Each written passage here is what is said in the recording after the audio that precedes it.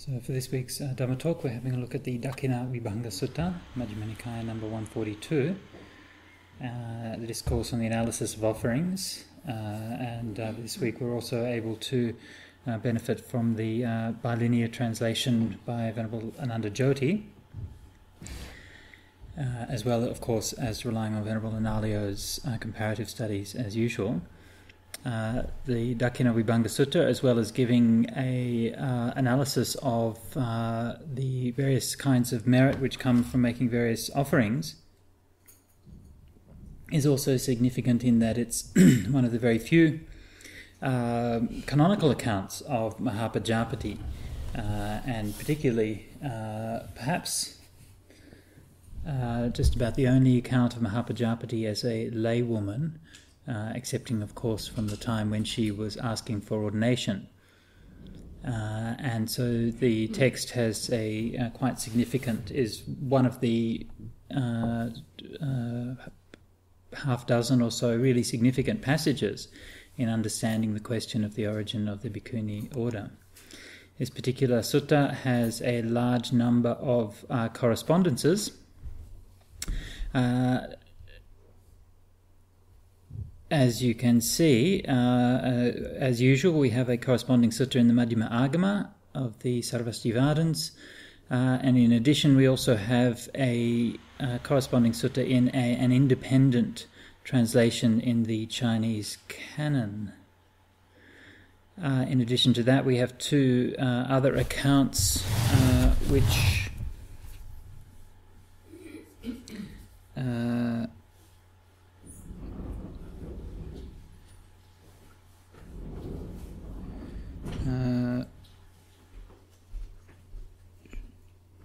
I'm just looking for the details of this. Okay, so these ones here, which is Taisho 202 and there. I'm just looking for Analayo's remarks. Okay. 265. Okay, so this is these references here are to the Mahishasaka Vinaya version. I'm not sure if that's correct. Analayo here has slightly different references.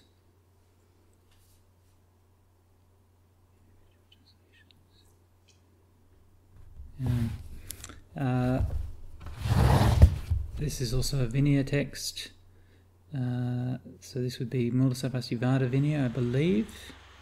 Sanskrit fragment. There's also a Gandhari fragment, partial parallel in a Uyghur fragment, and Tibetan. So not only a large number of fragments, but also one of the most linguistically diverse of all the fragments. I don't believe, actually, that all the parallels here on Sutta Central are in fact all the extant parallels. Yeah. Why would it be in a Vinaya text? When it's in the Mahishasaka Vinaya, it forms it's part of the same narrative as when she's asking for ordination. Mm-hmm. And I'll talk about that more a little bit later on. So there are really two quite distinct portions in the sutta. The first part is the story of Mahapajapati coming to offer robes to the Buddha, and the second part is the Buddha's analysis of offering, where the Buddha discusses with Ananda and Mahapajapati is ignored. Let's have a look at the sutta. Thus have I heard, at one time the Gracious One was dwelling amongst the Sakyas near Kapilavatthu in the Nigroda's monastery. Then Mahapajapati Gautami, having taken a new pair of robes, Navangdusa Yugang, approached the Gracious One, and having approached and worshipping the Gracious One, she sat down on one side. While sitting on one side, Mahapajapati Gautami said this to the Gracious One: "This new pair of robes, Reverend Sir, is for the Gracious One. I've cut them myself, I've sewn them myself. Please accept this from me, Reverend Sir, Gracious One, taking compassion on me." After that was said, the Gracious One said this to Mahapajapati Gautami: "Give them to the Sangha, Gautami. When you've given them to the Sangha, you will have offered them to me and the Sangha." Okay. Notice the word he's translated as offered here is pujito. Perhaps better to say respected or shown reverence for both me and the community. And for a second time, and for a third time, the Mahapajapati continued, and the third time the Buddha refused, just like when she asked for ordination. And also, just like when she asked for ordination, Ananda interfered. After this was said, Venerable Ananda said this to the Gracious One: "Please accept, Venerable Sir, Gracious One, the new pair of robes from Mahapajapati Gautami. Mahapajapati Gautami, Reverend Sir, has been a great help to the Gracious One. As mother, sister, foster mother, stepmother, wet nurse, when your mother passed away, she suckled the Gracious One with the mother's milk. Also, the Gracious One, Reverend Sir, has been a big help to Mahapajapati. Because of the Gracious One, Reverend Sir, Mahapajapati Gautami has gone for refuge to the Buddha, to the Dhamma, and to the Sangha. Because of the Gracious One, Reverend Sir, Mahapajapati refrains from killing living beings, refrains from taking what has not been given, refrains from sexual misconduct, refrains from false speech, from liquor, wines, or intoxicants that cause heedlessness." So we have here the help that the Buddha has given to Mahapajapati starts out with going for refuge, and then the precepts. And because of the Gracious One, Reverend Sir, Mahapajapati Gautami is endowed with perfect confidence in the Buddha, avecha pasadena samanagata, is endowed with perfect confidence in the Dhamma, is endowed with perfect confidence in the Sangha, is endowed with the virtue that is agreeable to the Aryas. Of course, these being the four factors of stream entry. Because of the Gracious One, Reverend Sir Mahapajapati has no doubt about suffering, has no doubt about the rising of suffering, has no doubt about the cessation of suffering, has no doubt about the practice leading to the ending of suffering. And this, of course, also reinforcing the fact that she's a stream enterer, the attainment of being beyond doubt about the Four Noble Truths being, again, a characteristic of stream entry. The Blessed One has been of great help to Mahapajapati Gautami. The Buddha replied, "Just so, Ananda, just so, Ananda. For the person, Ananda, who because of another person has gone to refuge to the Buddha, the Dhamma, Sangha, it's not easy for that person to be repaid by the other person that I say, by the other person.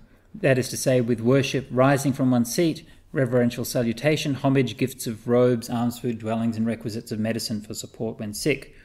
For the person, Ananda, who, because of another person, has refrained from killing living creatures, for the person, Ananda, who, because of another person, has refrained from killing living creatures, from taking what is not given, sexual misconduct, false speech, and from liquor and intoxicants, it's not easy for that person to be repaid with worship and gifts.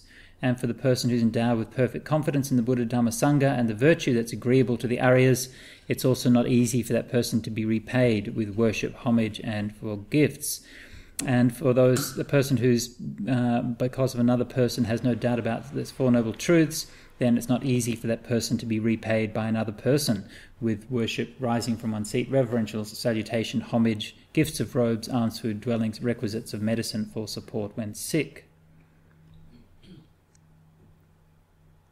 That means you can't repay somebody just with respect and robes and all of that stuff.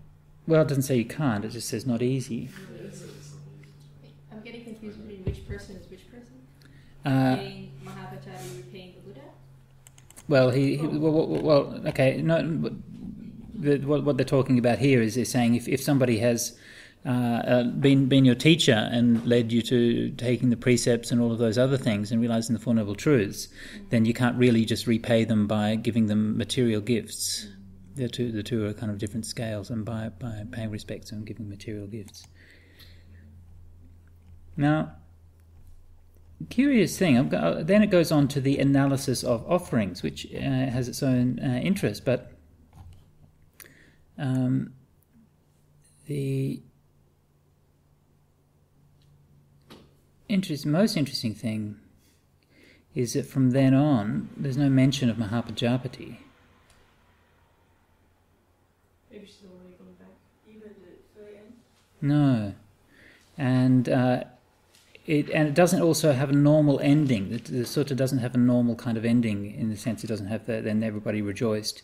He mentions the different kinds of analysis of offerings, and then gives a verse, like an udana kind of verse. This would be classic udana, idang vatwana sugato adhaparangeta satta, and then it breaks off without any, and the Venerable Ananda or Mahapajapati then rejoiced in their words. So we note right from the beginning that there's a few unusual textual features here. It's certainly unusual that he should start out in the conversation with Mahapajapati and then apparently forget about her halfway, and they have this long conversation while she's there, and they never resolve the problem of whether the robes are going to be offered. Then you have this long analysis of offerings, and again that doesn't seem to really sort of round itself off as a coherent teaching either. So there certainly are some textual issues here. What the exact situation is of course not easy to determine. As with all things when we're doing textual studies, it's much easier to notice when something goes wrong than it is to figure out what should go right. And I don't think it's not just in textual studies that that's the case, right? If you're driving a car, it's easy to figure out that there's smoke blowing out the exhaust. It's not so easy to figure out why it's blowing out the exhaust and how to fix it. So I should maybe just to kind of avoid unnecessarily drawing out the tension of the mystery of what actually this what's happened in this text. My own belief is that that this text was originally two completely separate entities. One of which was the account of Mahapajapati wanting to offer the robes to the Buddha, and the other one was a discussion or analysis on the various merits of offerings, and that these two, when the Vibhanga Vagga of the Majjhima Nikaya was formed, these two parts got put together for reasons which are somewhat obscure. But I think that the natural place where this particular dialogue actually belongs, the dialogue with Mahapajapati, is actually as a preface for Mahapajapati's asking for ordination. And we can notice, of course, a lot of points of connection between these two dialogues. The mention, of course, the basic context of it, Mahapajapati going and asking a question, and the Buddha refusing 3 times, and then Ananda interceding. So that basic form of it, of course, is exactly the same. More than just the basic form, we find other points of similarity between the two accounts. If here is the account of Mahapajapati's request for ordination, and after Mahapajapati has asked and then wandered following the Buddha,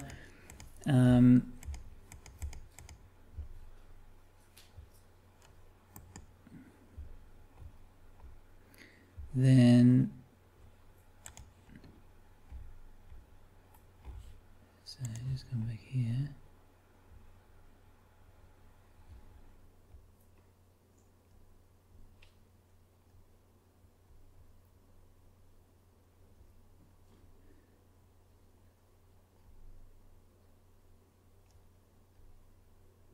So here, when Ananda is asking for the Buddha's permission to give the full ordination to women, he starts out by asking him just directly, and that doesn't work, and so he then says, well, are they capable of becoming arahants? And then the Buddha said, yes, they can. Then he then goes on to say that Mahapajapati has been very helpful to the Buddha, that she looked after him when she was young, nursed him with her own milk after his mother died, and because of gratitude for that, also begged the Buddha to give the full ordination. So of course that's another point of connection between these two, that there's that mention of the Buddha's gratitude to Mahapajapati. We also find another point of similarity is, of course, in the Garudhammas, and one of the Garudhammas being that the bhikkhunis should always bow down, rise up, make Anjali for, and so on, for the bhikkhus. and this, of course, being the same words that we found in the Dakkhina Vibhanga Sutta, Abhiwadanang Patyuttanang Anjali Kamang Samichi Kamang, for the talking about the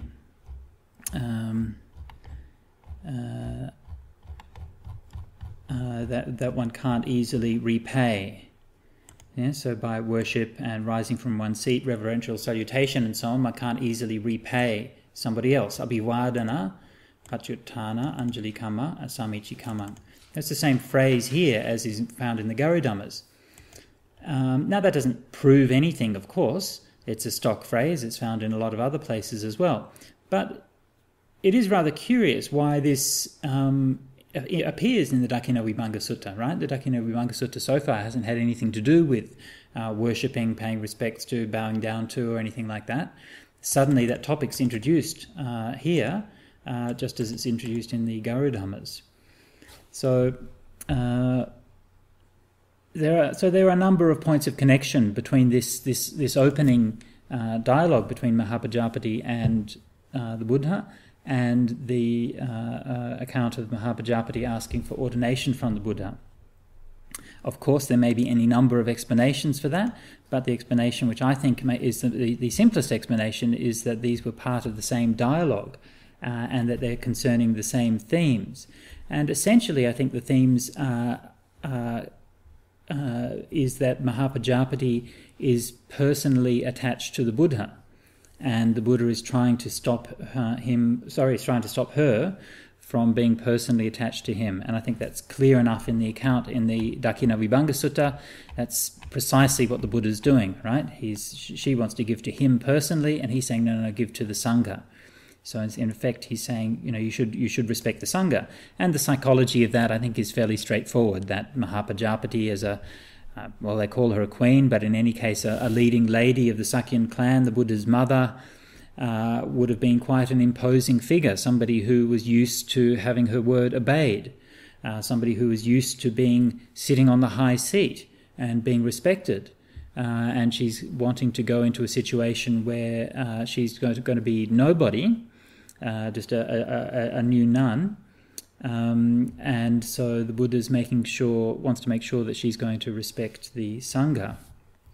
So I think that's all fairly straightforward. One of the other interesting details in that, which is not so obvious, is this whole question of why she's offering the robes to the Buddha.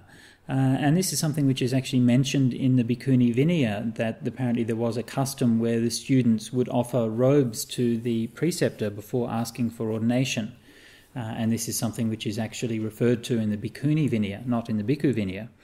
And it's also something which is referred to in the Dharma Shastras.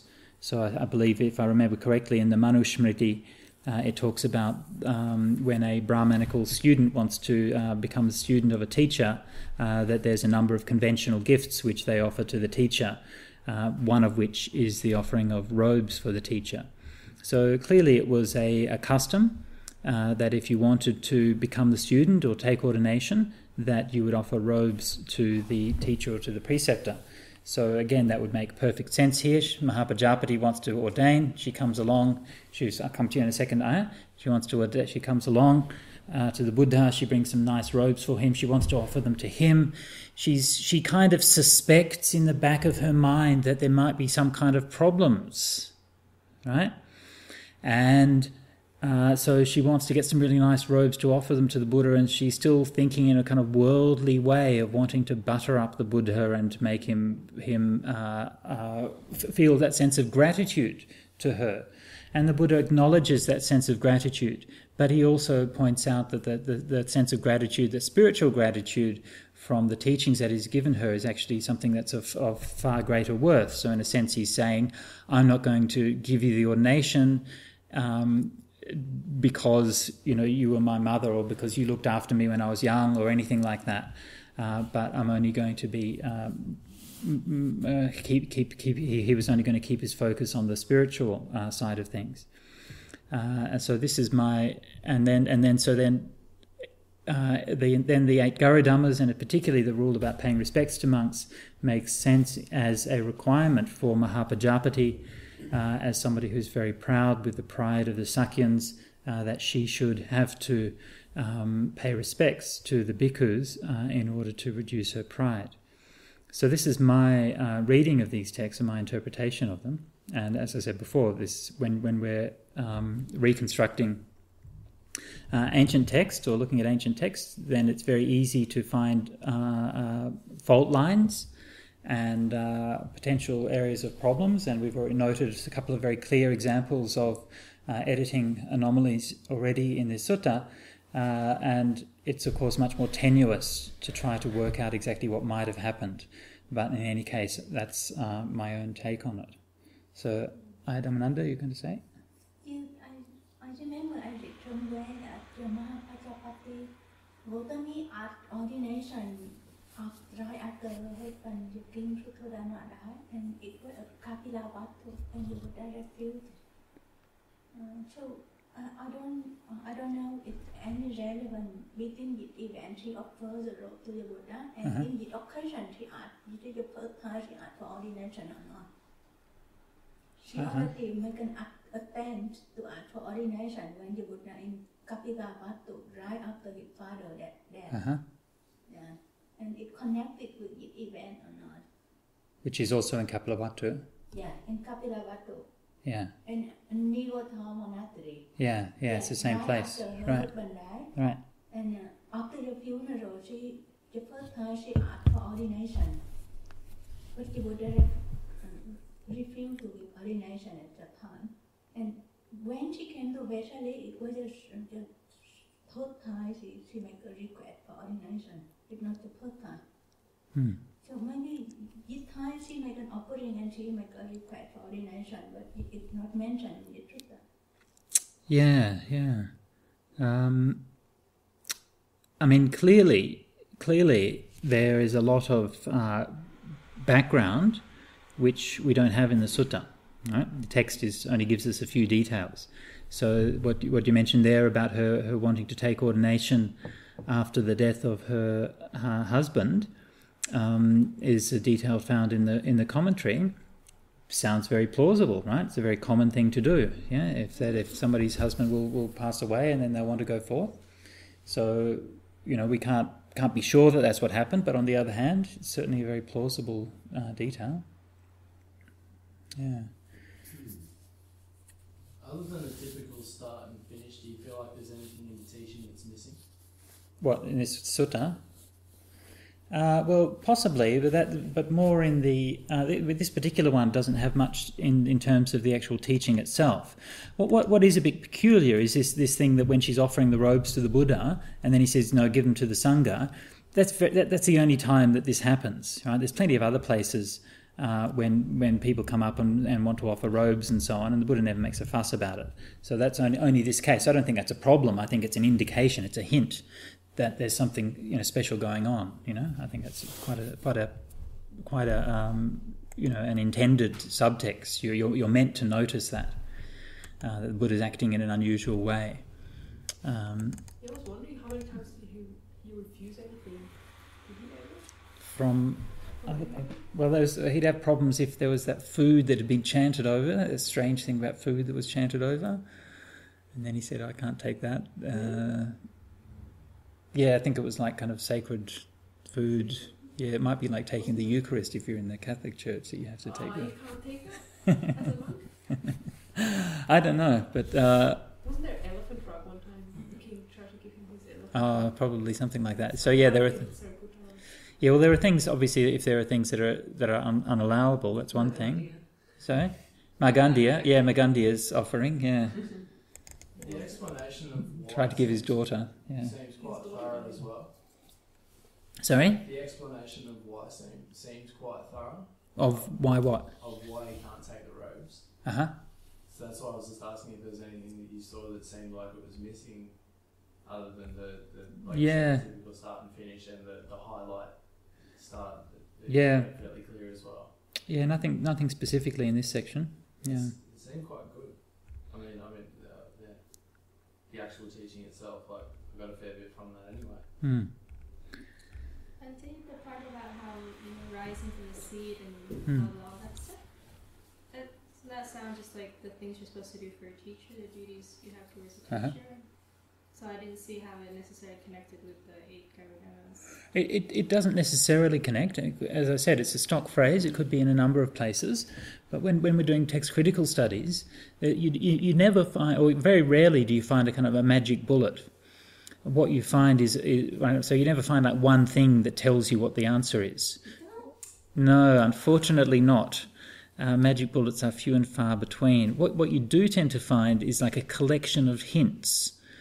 And any one of those hints by themselves would be pretty meaningless. But when you find quite a few of them, and they all tend to support a particular hypothesis, that's when you can start to be a bit more certain about your conclusions. So it's true. Any one of them is not necessarily particularly strong, but the collection as a whole, yeah. And that, it's just like in everyday life. If you ask somebody where's the closest Coles supermarket, and someone says, oh, it's around the corner. Well, maybe it is, maybe it isn't. But if you ask 3 people and they all say it's around the corner, then you can be pretty confident that that's where it's going to be. Yeah. My other question is, where in the Dakkhina Vibhanga does it talk, or Dakkhina Vinaya does it talk about having to give robes to your preceptor? It's in one of the Pachitya rules. It doesn't say you have to give robes. It gives I think it's one of these ones. Having given this robe, or if you give me a robe, I'll ordain you. Then right. Yeah, it's more like that. That's right. Then don't ordain them. Then then that's a Pachitya. Right. So it's not that the student has to. It's just that it shows that there was a custom of doing that. Yeah. So if you attend to me for 2 years. Well, that whole song that always kind of fascinates me. That it's like it's perfectly okay to be like, hey, if you give me a robe, I'll ordain you. Like, that's not the issue. There's no right, yeah. It's only because I noticed in the stories that she learnt how to sew the monks' robes. Which, sorry? Apparently. She has? Yeah. Well, I suppose it could have been generic. But, yeah, it's just the phrase Navang Dusa Yogang. It's the same phrase as like in the Mahapajapati Sutta, of the cloth which is offered to the Buddha. The robes offered to the Buddha. Saying that she sewed them herself. Yeah. Yeah, I mean, yeah. Well, is it a robe or is it a cloth? Yeah, I think it's a generic term. I don't think it specifically means robes sewn in the monastic style. I mean, they may have been, but I don't think that phrase itself implies that. And there's plenty of cases where the monastics are taking robes from lay people, which aren't specially sewn, so... You have to cut only one of your 3 rows. The other ones can be left, well, of what I've heard. Yeah. So you can have normal clothes, you only have to cut one of them. Yeah. Cut your lower robe.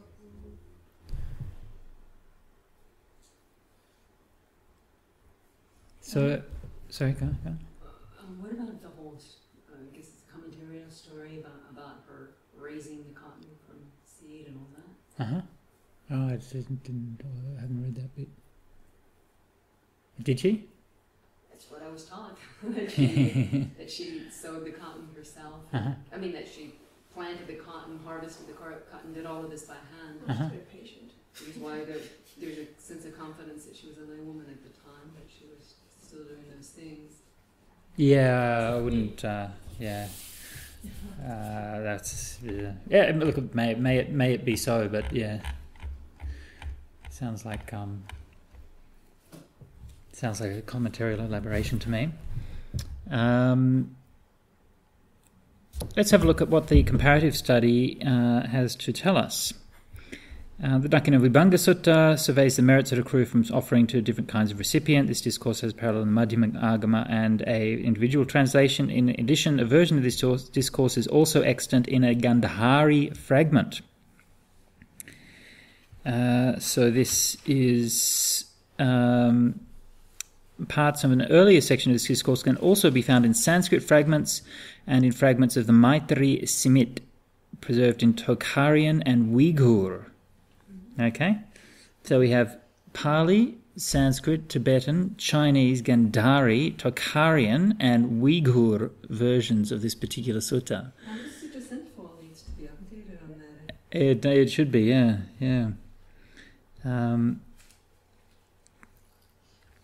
identical or not? Well, that's what we're about to find out. Most of those rarer language ones are just fragments, although are just fragments. So they're not necessarily the whole sutta. Another parallel can be found in a discourse quotation in Shamathadeva's commentary, the Abhidharma Koshopayaka Namatika. The beginning part of the Dakkhina Vibhanga Sutta has also a counterpart in 2 individual translations and in the Mahishasaka Vinaya, where it forms part of this Vinaya's account of the events that led to the founding of the Order of Nuns. So notice that the beginning part is found in the 2 individual translations. This one here, T65, T203. So actually 2 individual translations, one of which is not mentioned here. I think there's some mistake on Sutta Central. In any case, the important point about that is that both of those versions, they separate the account of Mahapajapati and the analysis of offering a robe. So they only have the part of the Mahapajapati part. They don't have the analysis of offering, which is quite significant. In some of the other versions, we only have, so for example, the Kharoshthi fragment in Tokharian, in Gandhari, only has the analysis of offerings and not the initial story.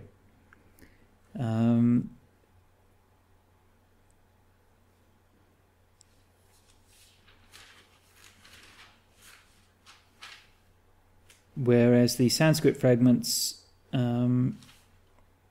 Sanskrit and... Okay, so the Sanskrit fragments has the initial introductory section, and the Uyghur fragment has both the introduction and the ending section. So the outcome of that is that that there's considerable evidence that those 2 sections of the sutta may in fact come from 2 distinct textual streams, that they're found separately in quite a few places. Although we should note that because a lot of those sources that we're referring to are either fragmentary or quotations, that they could hark from an earlier version which did have the 2 parts together. But nevertheless, it remains the case that several of our sources present just the first part or the second part without unifying the 2. So, in that kind of case where you have both indications within the text itself that it's not unified, that it starts out talking to Mahapajapati and then halfway through forgets about her all the way to the end, and that there are actual texts where these 2 parts are separated, taking those things together is a very strong indication to me that originally these 2 did not form part of the same text. So the Dakkhina Vibhanga Sutta, the Majjhima Agama version, the individual translation, the Gandhari fragment, and the Tibetan parallel in the Abhidharma Koshopayaka Namatika begin by narrating how Mahapajapati Gautami tried for up to 3 times to offer a robe to the Buddha, who told her to offer to the monastic community instead.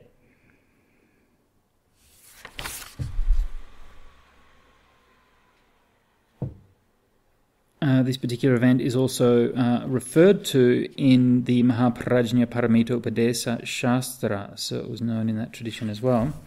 Mahishasaka Vinaya and the 2 individually translated discourses that parallel only the introductory narration of the Dakkhina Vibhanga Sutta also report that the Buddha refused her gift and told her that she should give the robe to the community instead. So that's a very widespread tradition. The Mahishasaka Vinaya and the 2 individual translations continue by reporting that after the Buddha had refused and explained the reasons for his refusal, she attempted to give the robe to the community of monks, but none of the monks dared to take the robe, until finally the monk Maitreya accepted it. And you should notice that there's some confusion in the text. There's actually probably more monks, actual historical bhikkhus in the early Sangha called Maitreya, And in the later texts, because of the great popularity of Maitreya the Bodhisattva, they became confused with Maitreya. So even though they were clearly just monks who happened to have that name, they were said to be the Bodhisattva Maitreya in later texts.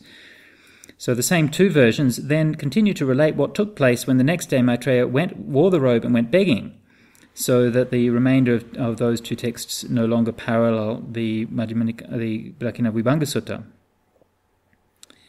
And in fact, that account then becomes part of the narrative of Maitreya, who and the robe sort of circulates around with Maitreya and then and Kassapa and so on, and eventually that robe's going to be preserved and then offered to the Buddha again, Buddha Maitreya in the future. Yeah, Mahakassapa is going to go and sit in meditation and keep that robe on until.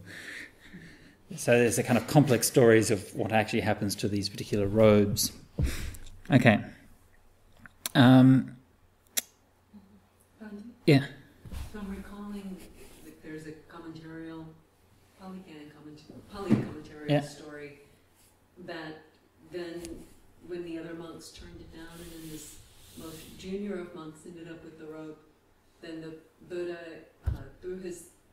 said he was going to throw his alms bowl into the air, and anyone who could hold the alms bowl into the air, something to do, I forget the exact thing, but only that monk could do it. And then the Buddha said, "This is the future Maitreya Buddha," and then the future, and then had all these arhants and monks bow to him, and then he went away and did his own thing. They look at throwing your alms bowl into the air. That's the only thing that you can get out of that particular story.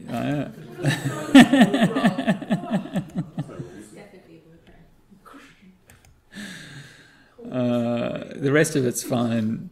Oh, what am I doing here? Well, the rest of it's fine. It's just that bit. Oh, that's a very interesting story. I wasn't aware of that story. And probably in the Jataka somewhere or something like that. Maybe it might be in the Pali commentary, but it does seem that if that's the case, then that's drawing on this similar tradition to the individual suttas that we just looked at, that we just heard from briefly in the Chinese, and that again, that being the phenomenon which we have noted before, which is that you find similar, sometimes the same stories found in the Pali commentarial literature, which in the northern literature becomes included in the text itself, although in this case not the canonical text, but later sutras or texts of some form. You could do a find for Gotini perhaps. No, the mic is there. Dudiyampi Dehi Kada. Oh, that's a long story. Yeah, you're probably right. Yes, there is a long story here. We shouldn't go through and read it.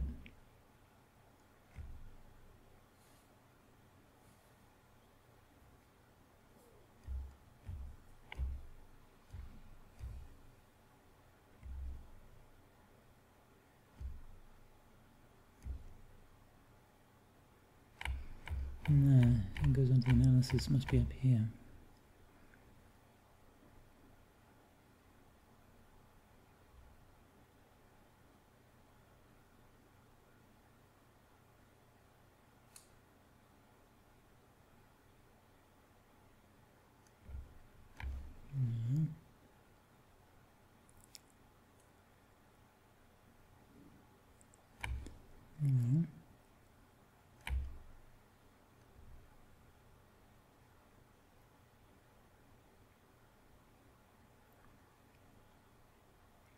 Yeah, I can't see that whole story there, but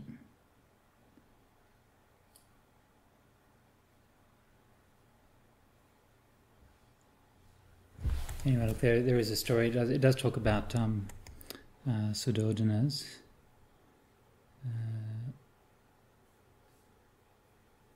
And it does bring out the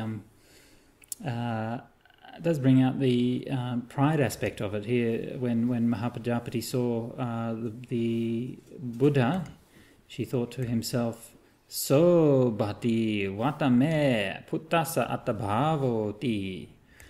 Indeed, my son's body is shining gloriously. And then she had strong joy, and she thought, my son, after we went forth, he attained freedom. Yes, nothing too interesting there.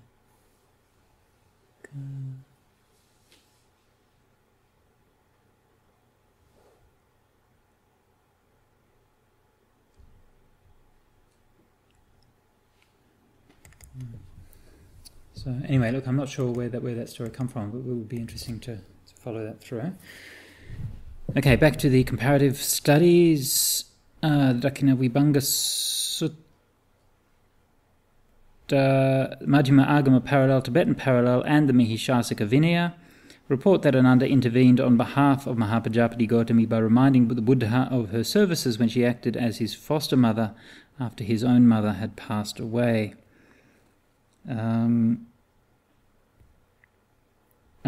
There might be a similar mention in the Gandhari fragment, but it's unclear.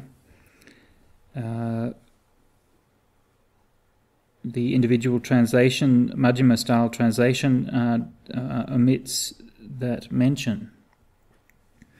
The Buddha, Ananda's reminding the Buddha of his debt of gratitude to his foster mother can also be found in a different context in the Dharmaguptaka, Mahasangika, Mulasarvastivada and Theravada Vinayas, and in a discourse in the Anguttara Nikaya together with its two Chinese discourse parallels. In these instances, Ananda's reminder had the purpose of convincing the Buddha to allow women to go forth as nuns.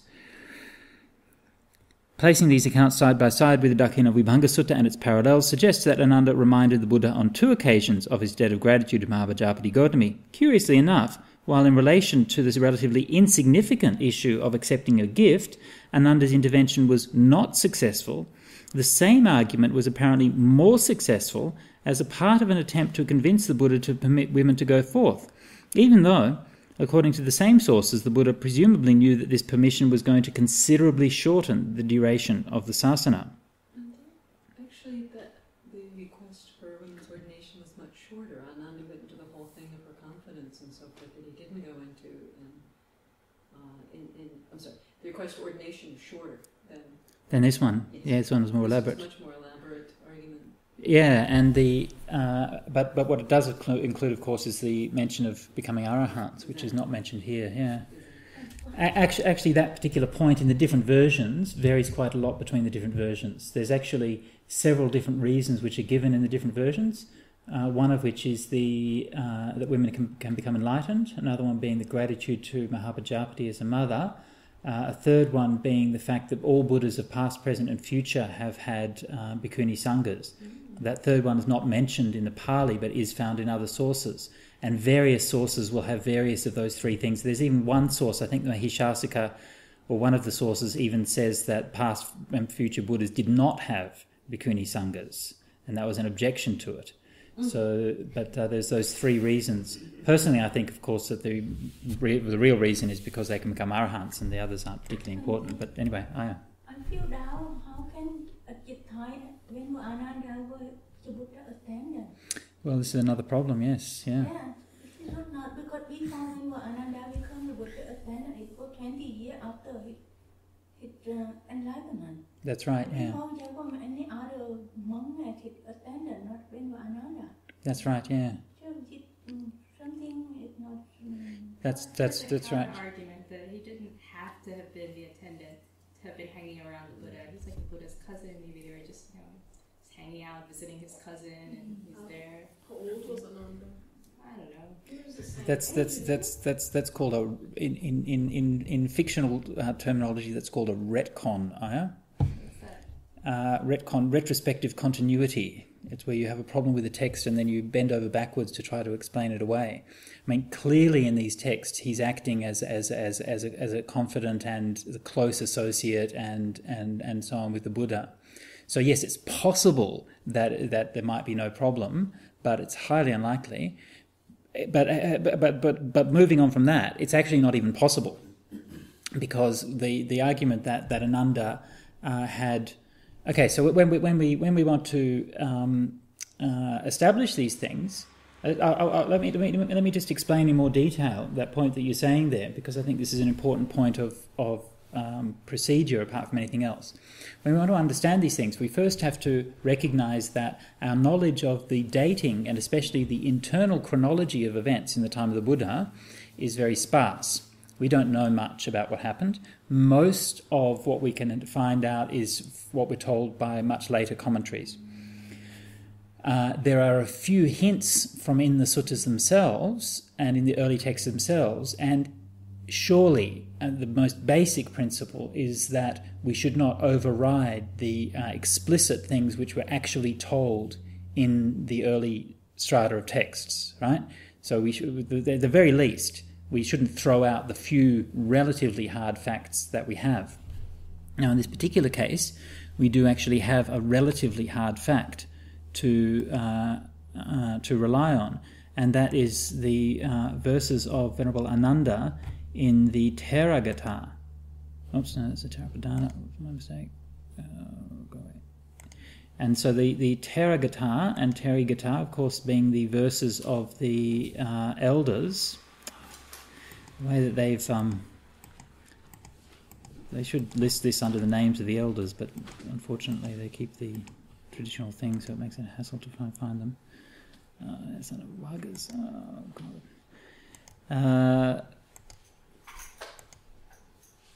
No. So the Theravada gives the verses of the elder bhikkhus and the here we go, Ananda Thera, that's good, found Ananda's verses. And so here we have, as close as we can to the words of Ananda himself in an early source, and here he actually says, if I can find the verse, he's got quite a few verses.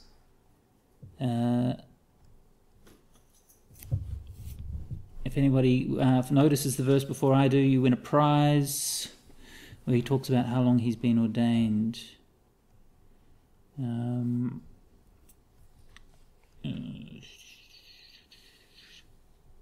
didn't say. I'm not saying it's going to be a good prize, all right? That's right. Yeah. Okay, so here he says, "Panna visati vasani," for 25 years. Seka bhutasa me sato. I was a trainee. That means he was a stream enterer. And in that time he didn't have a sensual perception arise. So 25 years, he repeats it, he didn't have hatred arise. And then it says for 25 years he looked after the Buddha, Bhagavantang Vatahing. 25 years he looked after the Buddha, for 25 years he looked after the Buddha. Okay, so we have that figure of 25 years. So that means 25 years from, we know the Buddha lived till he was 80, so we have the 45 years of the dispensation, so take off that 45, the 25, so after the first 20 years of the Buddha's dispensation, he was looking after the Buddha. The other fact that we know about Ananda in the Vinaya, it says that he went forth and became a stream enterer in his first rains retreat. Okay, so we know he must have been at that time. So because he said he was a trainee for 25 years, obviously until just after the Buddha passed away. So we know that he must have ordained effectively after 20 years after the Buddha's enlightenment, and we know that fairly securely. Okay, now, I mean these dates might be wrong, but they are all from early texts, and that constitutes as good as we're going to get in terms of dating. So we know that the Ananda ordained after 20 years. The problem is that the normal account of the establishing the Bhikkhuni order says that it became established when the Buddha returned to his home city of Kapilavatthu after, I think it was 5 or 6 years? 6 years. And See, when Ananda wanted the six friends to ordain together, again, according to those accounts, but it can't be the case, yeah. Ananda's chronology is also mixed up. I mean, Ananda is said to be the same age as the Buddha. Obviously, he's not. He's a generation younger than the Buddha. In commentary, Ananda was born the same day, yeah. Yeah. But in one of the texts, I remember, I can't remember, identify it in one sutta, but it said Ananda was one of the 6 princes ordained together. Yeah, that's in the... Yeah, Shakyan prince ordained together with That's Chindila, Nandiya, and Devadatta, Upali. and Upali. Yeah. Upali was number 7. Yeah. Yeah. And that's in the Sangha Veda Yeah, Khandaka, yeah. and they ordained about 4 or 5 years after the Buddha enlightenment. Yeah, except it can't have been. It must have been 20 years after. So Yeah. it conflicting some of this. So we have a complex and convoluted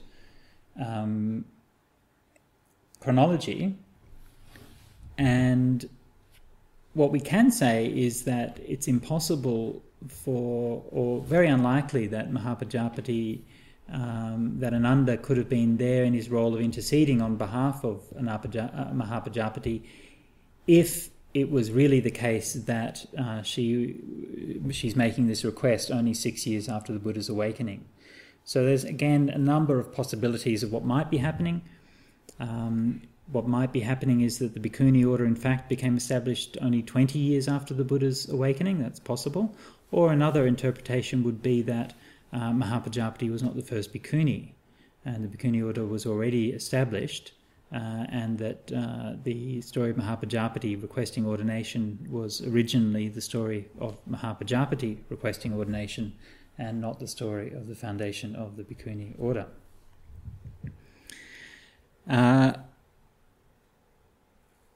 Okay, so coming back to Venerable Analayo's comparative study, according to the main Chinese and Tibetan parallels to the Dakkhina Vibhanga Sutta, in reply to this reminder by Ananda, the Buddha explained that he also had benefited Mahapajapati Gautami, as due to him she had gone for refuge, taken the 5 precepts, was free from doubt in the 3 gems, and had acquired insight into the 4 noble truths. According to the Sarvastivadin version of the text, it also adds that she had acquired faith, morality, learning, generosity, and wisdom, which elsewhere are said to be factors of stream entry. And as Ananda says, this listing of benefits implies that she'd become stream enterer. According to Majjhima Nikaya discourse, however, it was Ananda who mentioned the benefits that Mahapajapati had derived from her association with the Buddha.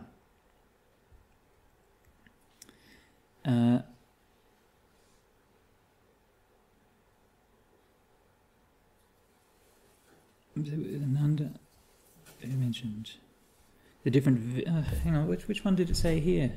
Was this Ananda explaining benefits that Buddha gave?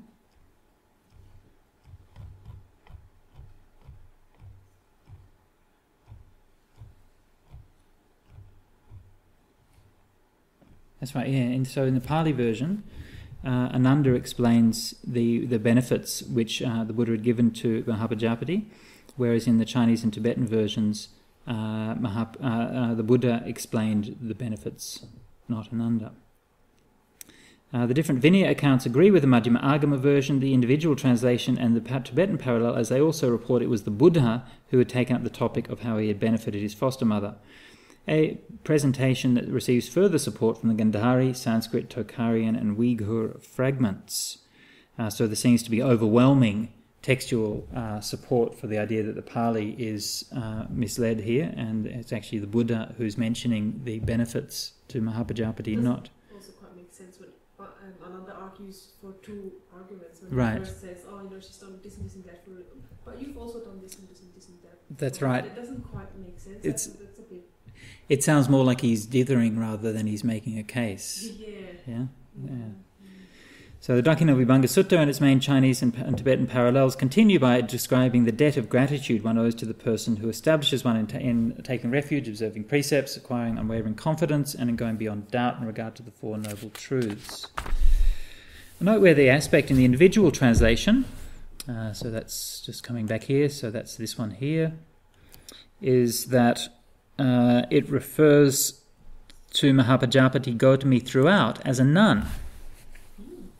Okay, so she's called Mahapajapati Bhikkhuni. Which Gautami. The individual translation here. So she's made a robe and wants to give it to the Buddha as a nun. Isn't that an offense in itself? as No, giving a robe to a there's monk? no. If it's not in exchange for something? Well, that's it. That's the only thing. If the monk doesn't give something back, but this could even predate that. You know? He's given stream entry back. Yeah, but Given it in advance. I mean, it could. It's an interesting point, but it's just. I think it's just. Yeah, I mean, it could be before that rule was established, or it could be a number of situations. But it is. I think it is a valid point, though. Buddha's only offence for a monk to receive a robe. Yeah, that's right. Yeah, it's not an offence. Buddha to receive it. He could have used the vinaya as an excuse to get out. Yeah, sorry, look, I can't because it's Nisagya Pachita. It says give to the Sangha instead. Yeah. Okay, let's go on to see Analayo's discussion here. At first sight, this might seem surprising, since according to the Dakkhina Vibhanga Sutta and its parallels, one of the benefits that she had acquired thanks to the Buddha was her observance of the 5 precepts, which suggests her to be still a lay woman. Moreover, if at the time of the present event she had already been a nun, one would expect to find her going forth to be mentioned among the benefits she had derived from the Buddha, all the more so as, according to a range of accounts, it was on her request that the nun's order had been instituted in the first place. Yet, if Mahapajapati Gautami was indeed the first woman to receive the going forth as a Buddhist nun, that at the time of the present discourse she should already be a nun, as all 3 versions explicitly mention the community of nuns in their examination of the merits that accrue from different recipients of gifts. That is, later on, the part that we haven't read yet. It talks about bhikkhunis. A reference to the existence of the order of nuns would not fit an event in which Mahapajapati takes part as a lay woman. Indeed, and thus reinforcing the theory that these are 2 quite separate textual fragments. Well, actually, unless you see it as a hint by the Buddha that all the other Buddhas have had nuns. It was seen as an encouragement for her to go forward with the request. Her and Ananda right there hearing the Buddha say, all these other Buddhas have had nuns, then that's how I've always taken it. Yeah, could be. Yeah, I mean that's again. The text is as it is. I mean, I think you, in terms of the text, you can say, well, there's an issue there in the sense that she seems to be a laywoman, and yet bhikkhunis are mentioned in the text. So yeah, that would be one reading of it. We're referring to Lord Buddha Gautama's bhikkhunis, but bhikkhu Buddhas of the past having had bhikkhunis. Yeah, sure. Okay. So I don't see why there has to be a conflict. Another tangent. You know, you said that in some versions of the Mahapajapati story, that 3rd reason of Buddhas of the past have always had bhikkhunis. Yeah. In those versions, did that become the clincher? Was that the last reason that sealed the deal? I can't remember. It's complex. Each version has its own idiosyncrasies, and there's a lot of versions. Okay. Yeah, I can't remember which one says which. It's a real recon. With a lot of the stuff. Yeah. It's a bit later. Yeah. Sure, yeah. Okay, so perhaps... so Analayo goes on... perhaps the reference to her observance of the 5 precepts could be understood to be simply a part of the pericope used to describe her taking of refuge, both together referring to the moment when she had become a lay follower. On adopting, in other words, when it says that she has for 5 precepts, it doesn't necessarily mean she's a lay person keeping 5 precepts, but that could be just a stock phrase which they're using. On adopting this viewpoint, her having taken the 5 precepts need not necessarily imply that she's still a lay woman at the time of the present discourse, but would only refer to the point of time in the past when she had become a lay follower. If the main point of this description of benefits was to highlight that she'd become a Buddhist and a stream enterer, then the absence of any explicit reference to her going forth may become less puzzling.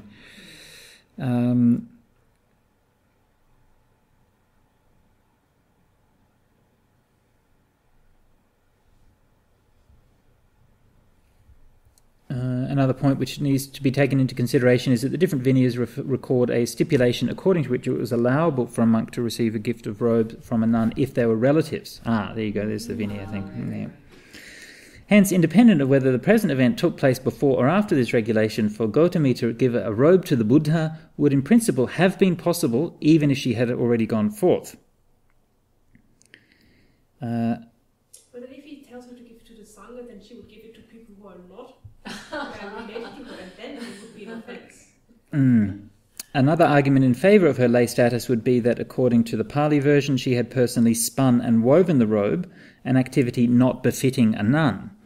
Yet according to the Chinese parallels, she had only made the robe, which could just intend the sewing, which is fine for monastics. Hence, independent of whether the present event took place before or after this regulation for Gautami to give a robe to the Buddha would in principle have been possible if you got we just did that one. So Analayo sort of ends up being a bit ambivalent about that. Personally, I think that's a red herring. I think there's no way that she was a bhikkhuni at that point. And the fact that one Chinese version mentions the word Mahapajapati bhikkhuni to me seems obviously the simplest explanation is that they normally use the stock phrase Mahapajapati bhikkhuni, and just became incorporated in the text as a sort of reflex action that you always write Mahapajapati bhikkhuni, and they kind of forgot that she wasn't a bhikkhuni at that point. So that to me is a very simple explanation, and you don't have to go through all of those gymnastics to try to justify what is patently an implausible, if perhaps possible, but it seems to me a highly implausible suggestion that she wasn't ordained at that time. Sorry, that she was already ordained at that time. Okay, so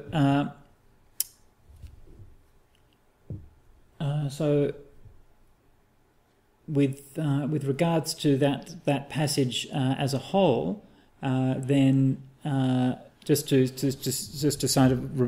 cap up or to repeat, is that there are several versions which have this introduction portion separate from the following version, and several details of both the difference and substance in several variations of both of substance and form between all the different versions, which does clearly show that there are textual problems here, and that there have been a number of scholarly attempts to try to resolve these problems. And as just to repeat, my own conclusion is that the most reasonable explanation is that these two parts, in fact, are completely different textual entities which became glued together. But anyway, let's go on to look at the discussion of the actual analysis of offering itself. So remember that the Buddha has just finished saying to Ananda that it's not easy to repay someone who's given you spiritual benefits. It's not easy to repay them by giving respect and material gifts. And then the Buddha goes on to analyze 14 kinds of offering to an individual.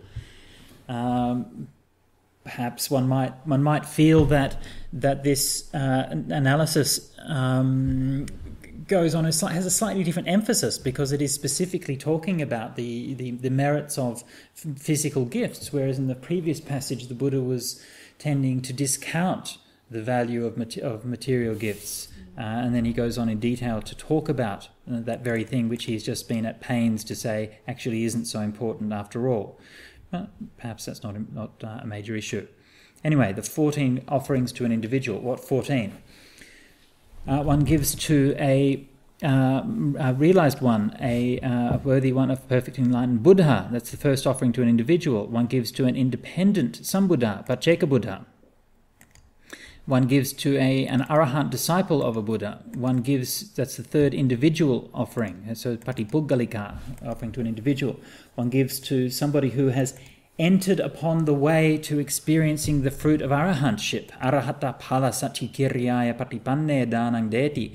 Now this is just one of the many passages which shows that the arahant, the one who's on the path to arahantship, is in fact a person.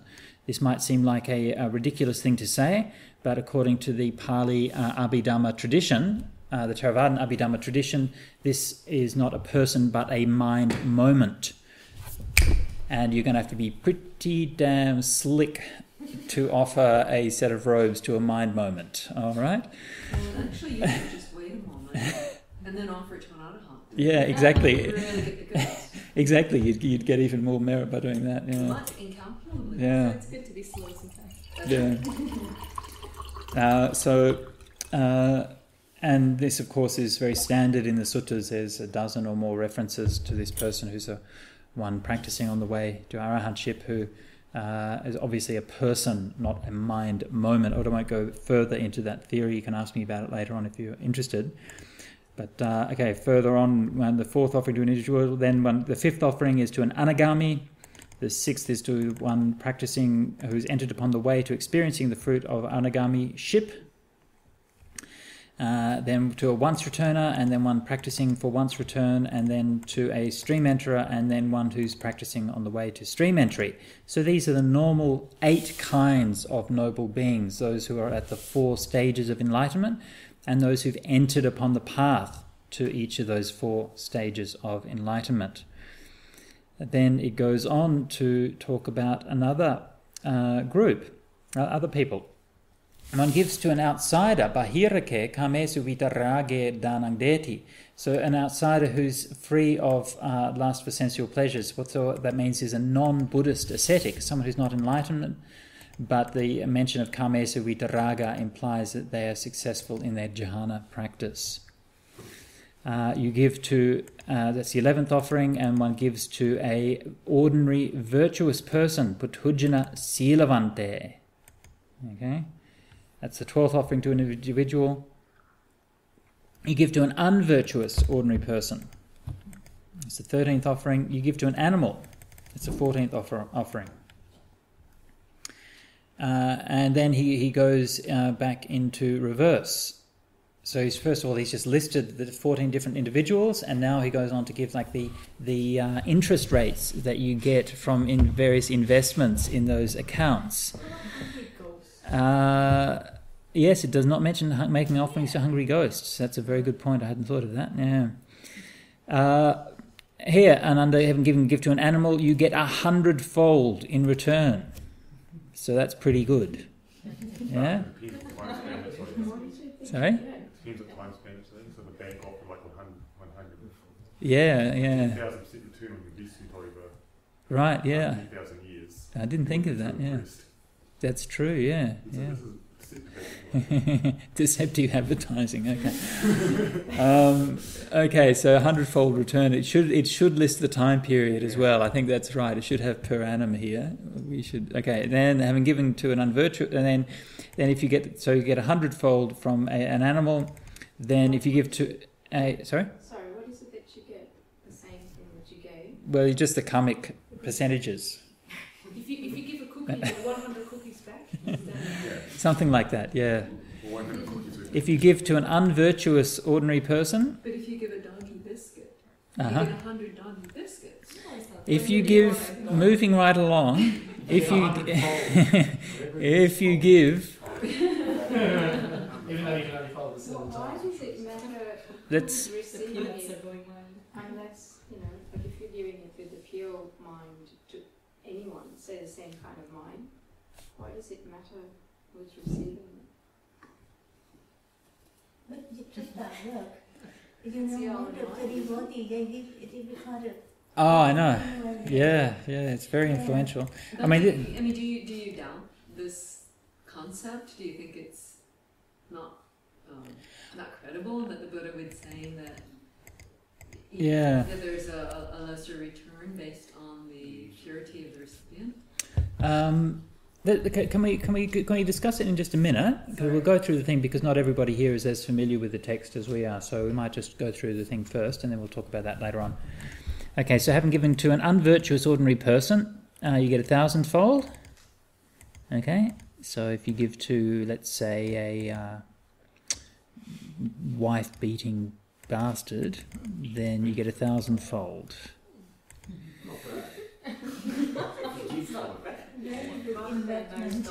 Then if you give to a virtuous ordinary person, then you get 100,000-fold to be expected. If you give to a jhana practitioner, non-Buddhist practitioner of jhanas, then you get 100,000 times 100,000-fold. Koti sahasa guna. Oh, that's how they did it.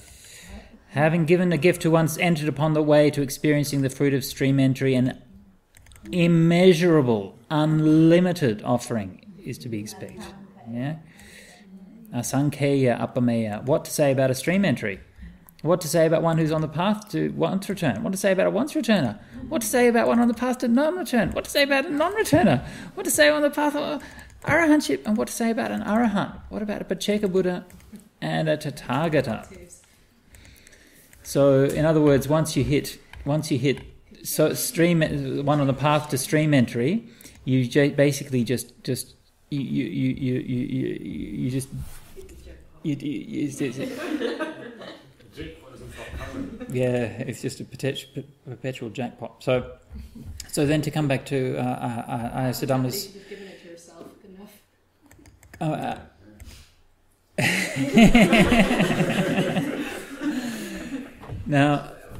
Now, there's a couple of interesting mathematical questions here, and the mathematical implication is here, does this imply the recognition of a hierarchy of infinities? Right? Okay? Do you have a hierarchy of infinities here? You can have an infinity to give to a stream enterer, but then an even bigger infinity if you give to a once returner. And then an even bigger infinity. Yeah? Perception. It implies that.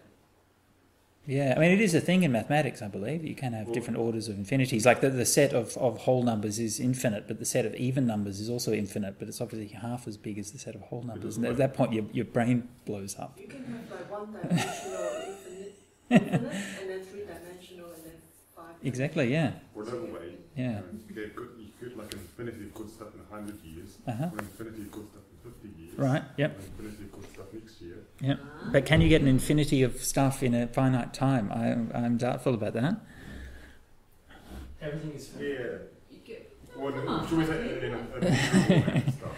Use your imagination more. Okay, so then the question, the more serious question, is this what the Buddha said? I mean, it certainly strikes me as being highly kind of materialistic, sort of spiritual materialistic in its approach.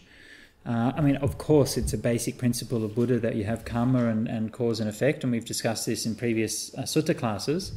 But the idea that you can sort of do a mathematics of that, and a mathematics which, shall we say, somewhat suspiciously seems to favour the person who's doing the mathematical analysis, right? Then it is something which personally is not one of the passages that, let's say, for myself personally, it doesn't inspire me as being overwhelmingly sounding like what I would expect from a fully enlightened Buddha. But who am I? Anyway. The way I sort of see it is that once you get to people who are on the Eightfold Path, and giving a gift to them is a much more awesome opportunity than something that isn't on the Eightfold Path, and the potential benefits there are really immeasurable. You can't measure the freedom from samsara. Samsara is immeasurable. In that case, yeah, I agree with that, and I think that's why it is there's an immeasurable aspect to it there, and I think that the general principle that if you give to virtuous people that it's more worthwhile. I think that's basically common sense. I mean, if you give to, this is one of the big problems with charities in the world, is that so much of money is given to charities, given to people who aren't virtuous, and they waste it. It gets given onto, instead of going to food, it goes to guns, and it gets siphoned off into corruption and all of this kind of thing. And so I think it's clearly much more worthwhile to give money to people who are going to be good people and are going to make that work. So I don't have a problem with that principle, but it doesn't. Anyway, so Each of them will criticize, have a negative effect. In Theravada Buddhist country, people do not do a lot of charity to the ordinary people. Right. To the poor people, they only offer to the Sangha. Right. Apparently in Burma, where I live, when they offer to the Sangha, until they make the discrimination. The Sangha who do meditation, they will offer a lot. All meditation centers in Burma accept a lot abundant of offering, but the place have no meditation. People believe that offer to the ordinary, even ordinary monks who do not do meditation have less merit. That is why they don't offer a lot to the ordinary people. Yeah. That's a negative effect. It's negative effect, and then that, of course, then leads to the corruption of all the meditation monasteries, right? Because then they get rich. In Thailand, for example, the Sangha recently become very rich. Very rich, yeah. Because people believe that they have punya ketan.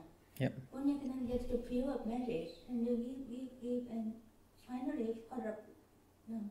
Yeah. That's very true, yeah. I think that all of these mathematics make sense in the context of the rest of the sutta. Because he ends up making the point that even as extraordinary as the merit is of a gift to the one on the very highest of the pyramid he just given there, that inverted pyramid that he just gave there. Yeah.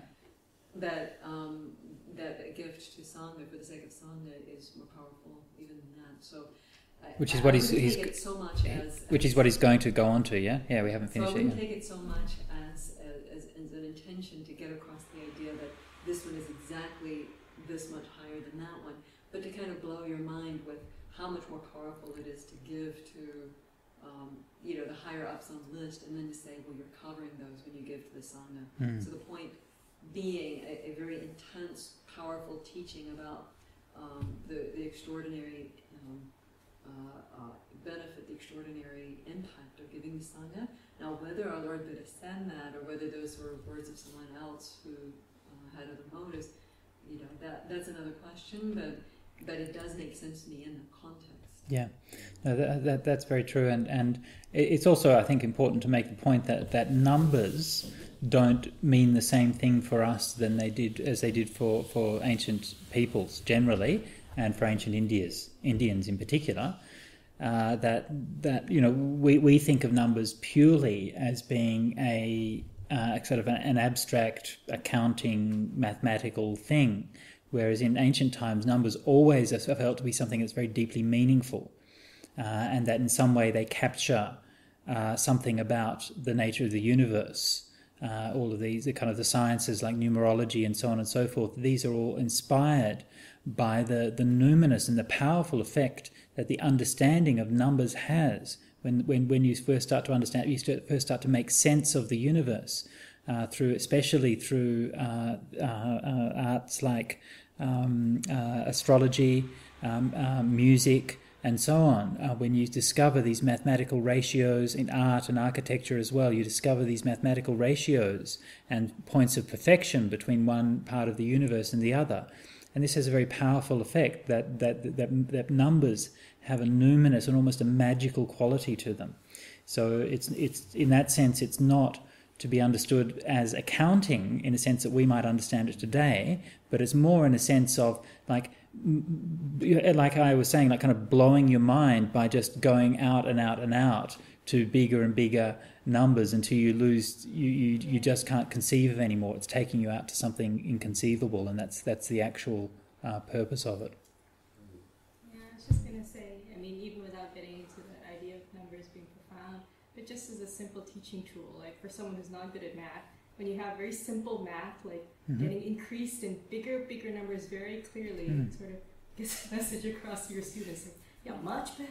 Yeah. That's much better. Oh, definitely, yeah. Yeah, so maybe it's not, I think it has developed what Ayajamananda was saying, where it becomes this kind of strategizing in this spiritual materialistic way where you're like in Thailand, it's like, which temple has arhats? We're going there to give money because it's so much better return. It becomes like that kind of, but I don't think the original intention was that, or that it has to be interpreted in that way. And also to speak to that thing about what you're saying, then the places get corrupt when they get really rich because of this kind of thinking. But I remember something in a talk by Ajahn Brahm about how he was saying, but there's a kind of safety valve built in where it's like if people are really realized, then even though they get really tons of donations, it's not going to corrupt them. So by encouraging giving to pure people, it actually it's not so dangerous because those people can be trusted to give it away or to not to be corrupted by their wealth. Yeah, no, you that unfortunately, if you look in practice, it doesn't work unless you're a kickboxer. The only monk that I know where that's actually worked is Ajahn Mahabua, who actually gave away everything and actually kept his monastery really simple. Everybody else, the monasteries get built up and they develop. Yeah, fine, it might be fine for them, but it's not fine for the other everybody else in the community. That's the problem. It's not necessarily the one who's actually being offered the stuff. It's everybody else. Yeah. So, yeah, I mean, it has a very powerful corrupting influence. Yeah. In those days, were monasteries repositories of financial wealth? Did monasteries receive coins? Did monasteries receive money? Or did they just receive timber and ghee and oil? As for the Buddha's day, there's no real mention of monasteries keeping coins, but it's also true to say that most of our knowledge of ancient Indian coins comes from coins recovered from Buddhist monasteries. So just sort of repeat that. It's not merely the fact that there's occasionally coins found in Buddhist monasteries. Most of the Indian coins that we have from ancient India come from Buddhist monasteries. How ancient? 2,000, between 1 to 2,000 years. There's no monasteries earlier than that anyway. Recently, you make an excavation at one of the ancient cities in South India. It was not a Buddhist monastery, but it was a Hindu temple. And they dig out a lot of bone and coin and precious things in the midst of the monastery, the temple basement. Yeah. And it was the biggest well ever dig up from the I saw that story as well. Yeah, there was a huge treasure that was found. It was just quite a humble little temple in some village or something, and then suddenly they've got, I think, like $1 billion or something ridiculous of it was a huge find. So. And it was hot under the middle of the temple, not give away the poor people. And I bet as a result of that, there's a lot of people in India going around to a lot of other sites of a lot of other old temples, digging them up. In some of the Buddhist temples, they not only find coins, they even find coin presses. They made the things in the monasteries. So, Gregory Chopin is the expert on all of the financial corruption in major Buddhist monasteries. So, if you're interested, Buddhist Monks in Business Matters is the relevant text. Sorry? Yeah, go on. It just, in my experience, it actually seems right. What? Well, putting aside the accounting of cookies and dog biscuits, talking something like give and respect, give an ear, that's sort of the giving of yourself sort of in my experience, you do get absolutely phenomenally huge rewards from that. And there does seem to be a bit of a scale if you give that to a person who's like a common thief, and yes, it's nice, but it's a lot sort of, it's kind of you give, don't get much back. That's right, yeah. And then if you give something who's really wonderful, then you get a lot back in terms of happiness and that. You can give someone like Age of Farm, and it's just like, boom. Yeah. That was my experience anyway. Yeah, sure. No. I can think of at least one other sutta in which the Buddha is saying something like this, about the power of giving based on the purity of the recipient. Do you recall many others? There's not many. There are one or two like that. I think Analio refers to one. Now. There's one in Samyutta Nikaya for sure, somewhere near the beginning of it. Yeah. So, yeah. Look, I think it's not a kind of very common theme, but I think there are a couple of places that say something similar. Yeah. Why wouldn't the true power of giving just be equal? I had a thought that relates to what Rupa No, don't laugh, because it's not. No. Funny. The true power of giving, if it's with the right intention and from the right heart, should be equal. Yeah, we haven't finished the analysis yet, so maybe that question might be answered a little bit later on. Okay, let's continue. We got some more bits in there, and as Ayasudama mentioned earlier, some of the things that come later put that all in perspective. We've only had part of the analysis so far. Having the 14 kinds of offering to an individual, we now have the 7 kinds of offering to a community or a Sangha. What's the 7 kinds of offering to a Sangha? You give to both Sanghas with the Buddha at the head. Buddha Pamukhe Ubato Sangha Danang Deti. So Ubato Sangha, of course, being bhikkhus and bhikkhunis. After the Buddha has passed away, you give a dana to both sanghas. That's the second kind of offering. To give a offering. How do you give an offering to the Ubato Sangha? Does it have to be a situation where they're both sitting there? Or if you just go to the bhikkhus monk? Oh, yeah, it has to be, right? Where they're both bhikkhus and bhikkhunis are present in a particular I don't think they would necessarily have to be present, as long as it's clear that it's dedicated for both sanghas. Like if a monk's monastery is just for monks, and if you go and you give to Buddha Dhyana, it's not like, hey, you have any extras? Give some to Dhammasara. Well, that would be right. Yeah, if it's not meaningful, yeah, I would say it would have to be meaningful. If you give to Santi, would that yeah. be Well, that's right, and that's why when I went to Indonesia a couple of years ago, and I told them all that if they wanted to have the Bhikkhuni Sangha, the best way of having the Bhikkhuni Sangha was to go along to their local monastery and say that they want to offer katina for that year. And then when the monks say sadhu, sadhu, sadhu, you say, well, and just want to check before I confirm, do you have bhikkhunis living here? And when they say no, then you say, oh, look, I'm sorry, we'll have to offer katina at Santi Monastery instead because we need the merit. And if you do that a few times to the bhikkhus, then they'll change their minds on the existence of bhikkhunis very quickly. I don't know if anybody took me up. Uh-huh. So whenever the devotee make the offering, we ask them to recite and give offering to both bhikkhus. So Ubato Sangha? Ubato Sangha. Yeah. One of the daily recitation for the devotee to come to offer in the monastery. Good. Yeah. And because you would die no more, so they used to take it the daily, in order to remind it is both Sangha with the Buddha at the head. Oh, okay. Yeah. So. That is beautiful. Okay, so then the third offering is to the Bhikkhu Sangha. The fourth offering is to the Bhikkhuni Sangha. The next offer is to one gives after saying a give to so and so. This many monks and nuns have been nominated from the monks and nuns community. So it's a group of the bhikkhus and bhikkhunis. So you might say, well, I'm going to give to the monks and nuns at Santi Forest Monastery, for example, rather than just to the bhikkhu and bhikkhuni sangha as a whole. I should clarify this for is when it's referring to the sangha in this sense. The gift is given to the universal sangha, not to the community in a particular monastery.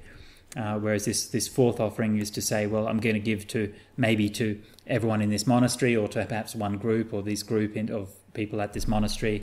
For example, maybe a few who you've invited for dana, and then you make the offering to those that group who's been invited for dana or something like that. Sorry to be technical, but then in Thailand, let's say, like if someone went to their local monastery and there's only monks there, but in their heart they wanted to support the Ubato Sangha, could they feel like they were giving to that, even though practically speaking it never really would filter it out? I don't know. This speaks to Ruini's point about like how it's really about how your heart is, or that kind of thing. Yeah, I mean, I think there would have to be personally, I think there would have to be a realistic expectation that would be shared with the Bhikkhuni Sangha. Yeah, that would be right. Gymnastics, why not? Yeah. But couldn't you then, you could give it and then say this is for the Bhikkhu and Bhikkhuni Sangha? You can say that, yeah. And then when the bhikkhus don't want to share with bhikkhus, then the bhikkhus can come and say like, well, the people offer it for the bhikkhu and bhikkhuni sangha, so well, definitely, yeah. Yeah. And so if you make that clear, even if you only give to the monks, you say it's for bhikkhus and bhikkhunis, so in case there would a bhikkhuni would walk in, she could take it too. Even if only that's why there should be bhikkhunis, so people can get more merit. Okay, so moving along, then.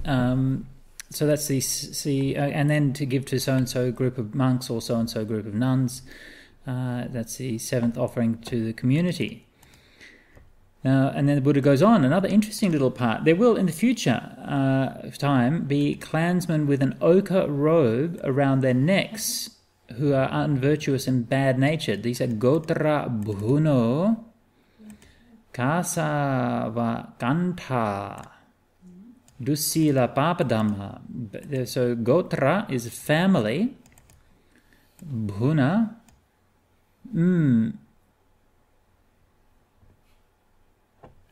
either could mean clansmen, family belonging to the family, or destroyers of the clan. Okay? Yeah. Now this is an interesting term. It's about the only term that this actually occurs in the suttas, Gotrabhu, but became, curiously enough, a technical term in the Theravadan, in the Visuddhimagga, in the sequence of enlightenment, in the Vipassana jnanas. One of the highest stages of the Vipassana jnana is the Gotrabhu jnana, and in that context, the Bhu means destroyer. And so it's the destroyer of the lineage. So in other words, the Gotrabhu is the one who is letting go of the lineage of the Patujana and is about to turn to the lineage of the noble ones. That's the Gotrabhu. Sorry? Gotra, yeah. So the one who destroy your lineage. Something like that, yeah. So the translation here is not Kalyana. I think it's linguistically. I think it's ambiguous. I think it can be translated both ways. But yeah, obviously, and it could make sense in both translations. Personally, I think it's more likely to mean a destroyer of the lineage because it is a very unusual saying. I mean, if it just meant clansman, they'd just use Kulaputta. But the destroyer of lineage, it means the one who not Shramana anymore. Yeah. It's more meaningful and more correct to the Pali term. I would agree. Yeah. Yeah. So basically all they've got left, they've got bad behaviour, everything's wrong. The only thing they've got is a little scrap of yellow cloth around their necks, and that's the only thing they've got left of the monastic life. Even given to a Sangha of them, even giving to them, dedicating it to the Sangha, so Sanghang Uddisa, so this is Uttit in Thai, so Sanghang Uddisa, at that time there's still, the offering is immeasurable and uncalculable. Okay, so even if all there's left is some bad monks with some scrap of yellow cloth around the neck, it's still better to give to a community. And then the Buddha goes on to say, and certainly in no way, Ananda, do I say that a gift giving to an individual can have a greater fruit than an offering to a community. Okay, so what he's saying is even that worst Sangha offering with the Gotrabhus and the scrap of yellow cloth is still better, more merit than offering to the Buddha. But that's because the gift is directed still to the Sangha. It's still directed to the Sangha. It's a symbol of receiving. Yeah, that's right. Yeah, so it's still dedicated to the Sangha. I think it's very educative. Yeah. But what about the scallywag doesn't give it to the Sangha and give it to himself? Well, that's his problem. It's his very background. But it doesn't affect because usually a karma Uh-huh. have to follow through from giving to the receiving end. That's my understanding. So if you give it to someone who actually doesn't give to the Sangha, Mm-hmm. so then the whole action from intention doesn't follow through to the benefit. That's actually what the next section is going to be talking about. Yeah. Wait a minute. Let's say a monk is the only monk living within 100 miles and people give to that monk with the thought of giving it to Sangha. Are you saying that monk has to somehow manage to distribute that out to Sangha all over the place? No, I mean at least when if he has a monastery, and if the monastery is supposed to be for the Sangha in the 10 directions, for past and future and everything, and if he actually live actually like a lay person and keep everything in his own camp for himself, have no intention for sharing with the rest of the Sangha, and you give it to such a person, and this sutta suggests that if you give it with the intention of giving it to Sangha, even with such a person, it's still immeasurable. Yeah, even worse than that. I mean, even if he has wife and kids and is doing all the wrong things. But then if it's such a case that this person actually keep everything to himself and doesn't have the intention to share at all with the rest of the Sangha, it's nothing to do with then Sangha wouldn't be benefiting. So nothing to do with him. So my question was, when the action doesn't follow through from intention to the actual fruit of that action, usually my understanding is well, I just wasn't sure. That's what the next part's going to be talking about. Yes, Rohini. It happened from time to Sorry, time. Rohini was talking. Wasn't clear about why it's better to give to the whole Sangha rather than the Buddha. Is that because of the numbers? Or? Yes, it's a kind of multiplication game again. No, the text doesn't say why, and so we're left to our own devices to infer why. One could say that when you give to the Sangha, that it's given to all of the those who are practicing to be pure, who are purified. But I think there's also something, if you look at the tendency, the Buddha always emphasized about the importance of those making an effort as well. So by giving to the Sangha, you're not just giving to those who are already at a spiritual practice, but you're giving to that which is going to support the future attainment of Nibbana as well. And also, I think from the subjective side, from the person who's giving, then of course there's less personal attachment in giving to an organisation rather than giving to a person. So you notice how that depersonalisation of things, right? And so the whole thing is depersonalising, right? The Buddha's trying to get away from Mahapajapati's kind of attachment and everything. And notice how it's exactly the opposite of the strategy that charities use to get people to give more, right? Interesting, isn't it? Yeah. What they'll do is they'll specifically will personalise it, because they know if they can get you to sponsor giving money to one child in Africa, yeah, then you'll give whatever it is, $100 a month or something, to help that child in Africa. Even though perhaps if you gave $100 a month to help children in Africa, you might be able to use that money more effectively to, purify a water supply or something and actually help a lot more children. But by making that emotional connection, that in fact encourages people to offer more.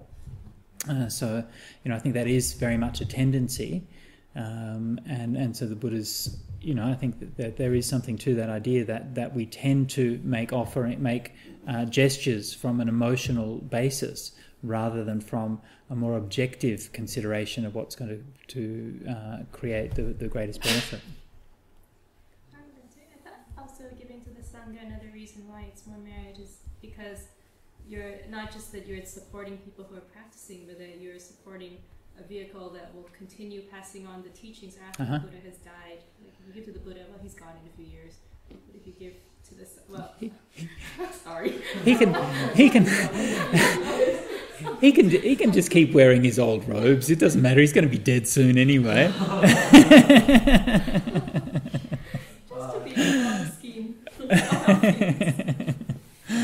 Sure, no, I understand, and I think that's also true. Yeah, you're giving for more of a long-term institutional support. Yeah, definitely. Although the problem with that is that again, all these things do become corrupted, and that you end up just giving to support the community rather than anything else. To support the institution, maintaining the upkeep of monasteries and this kind of thing, rather than actually doing what it's supposed to be doing. Anyway, moving on to the next section, which I've been referring to hopefully for the last 10 or 20 minutes. Chatasso Panimangananda Dakkhina Visuddhyo. There are, and under these 4 purifications of offerings, what 4? There is an offering which is purified by the giver, not by the receiver.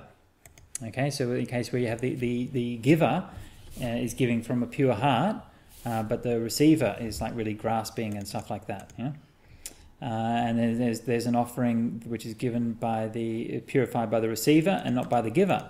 So the giver might give because I'm going to give some money because it'll make me look good, and people will think I'm a really good person if I'm seen to be giving dana. But if the recipient is pure, then that's pure on that side. There's a gift which is purified neither by the giver nor by the receiver. Yeah, so that would be the case. Let's say the case where a corrupt politician is giving to a corrupt contractor to do a work which is actually not going to do anybody any good except for making the politician get re-elected and giving more profits to the contractor. I was going to say neutral karma, but in that sense, probably not. Then there is an offering that is purified by the giver and the receiver. What does it mean purified?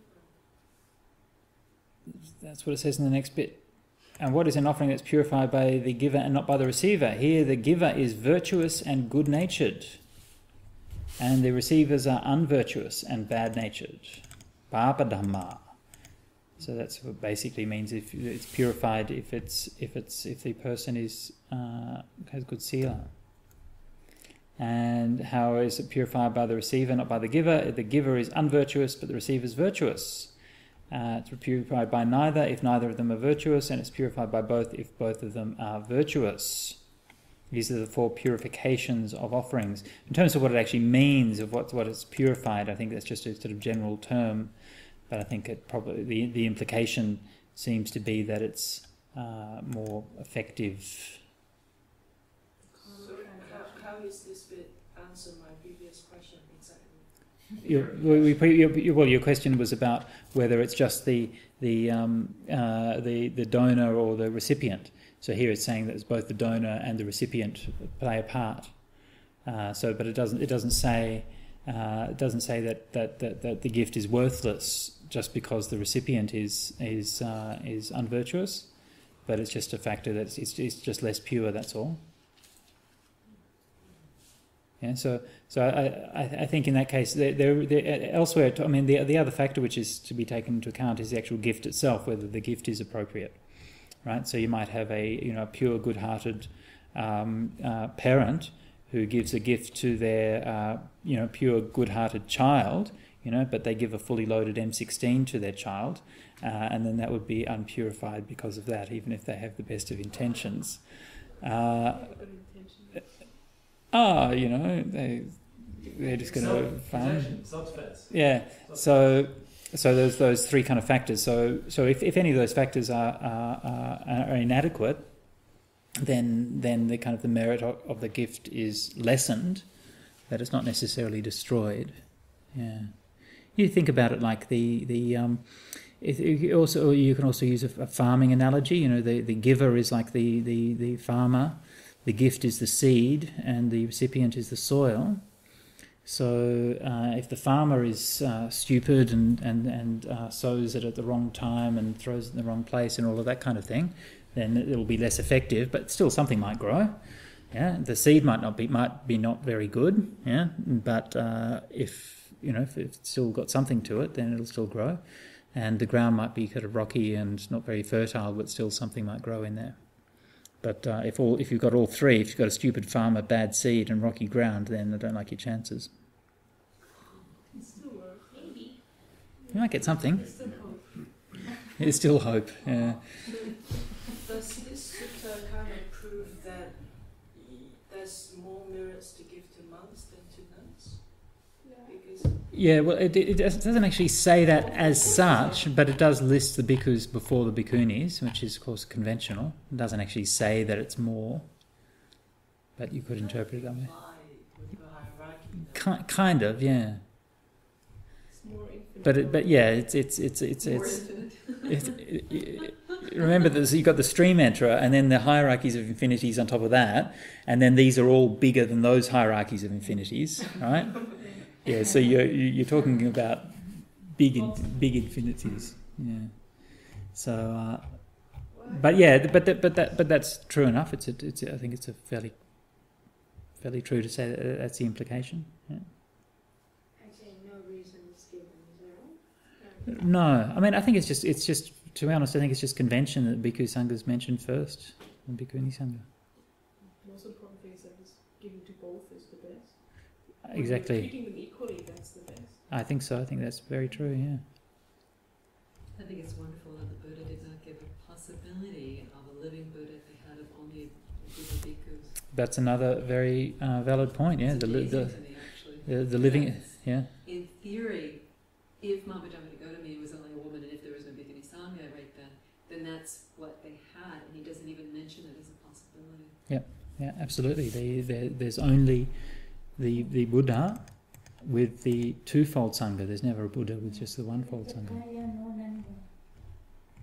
Well, yes, this is the point. And then the nuns actually exist at the time, yeah. So, yes, so then the Buddha, having said that, the Buddha goes on to say the following verses. That virtuous person who with a mind full of confidence gives a gift that's been righteously obtained to unvirtuous people. So here he's talking about the purification of the gift itself, which is not actually being mentioned earlier. So the gift has been righteously obtained. In other words, you're not nicking something and giving it or whatever, getting something from the corruption, but that's part of the purification of the gift. Who has great faith in actions and their result. Yeah, so you have faith in karma and its result. That gift will be purified by the giver. Who an unvirtuous person who with a mind lacking in confidence gives a gift that's been unrighteously obtained to virtuous people. Confidence in what? Appasanna citto. It doesn't say confident in what. Often pasanna means faith in Buddhism, but it might mean in this case faith in the next line it says who talks about faith in the karma and its fruit of karma. Why would they repeat it? Would it be something else? Because it's poetry. Oh. Why would they repeat it? Asking that question of the Pali Canon. But there's a repetition. Who does not have great faith in actions and their results, that gift will be purified by the receiver. That unvirtuous person who with a mind lacking in confidence gives a gift that's been unrighteously obtained to unvirtuous people, who does not have a great faith in actions and their results, that gift will not bring an extensive reward, I say. Okay, so the only one he says you don't get much reward is if everything's bad. Yeah, the giver is bad, the gift is bad, and the recipient's bad as well. That virtuous person who with a mind full of confidence gives a gift that's been righteously obtained to virtuous people, who has great faith in actions and their results, that gift will bring an extensive reward, I say. And then last one, that passionless person, vitarago, who's mindful of confidence, gives to another person who's also passionless, who has great faith in actions and their results, that gift is the highest of worldly gifts. Yeah?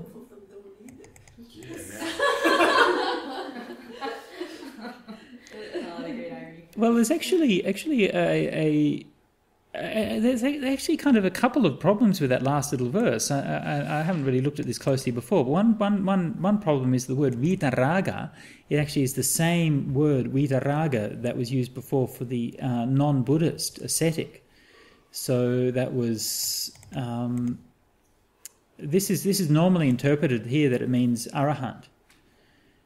So the word vitaraga normally means an arahant.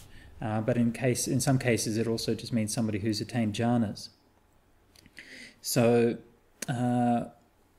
in earlier it clearly was talking about a non-Buddhist, but here is interpreted by the commentary as being an arahant giving a gift to another arahant. But it's interesting that that's a different usage. But the other interesting issue here is it says, well, that's the best worldly gifts, but we've just been told that the gift to a sangha is better than any kind of gift to an individual. So maybe not the talking of sangha at all, Well, I have one question. So yes. The arahant already defeated karma and they make normal karma, and right. When arahant gives to arahant, so where your merit go?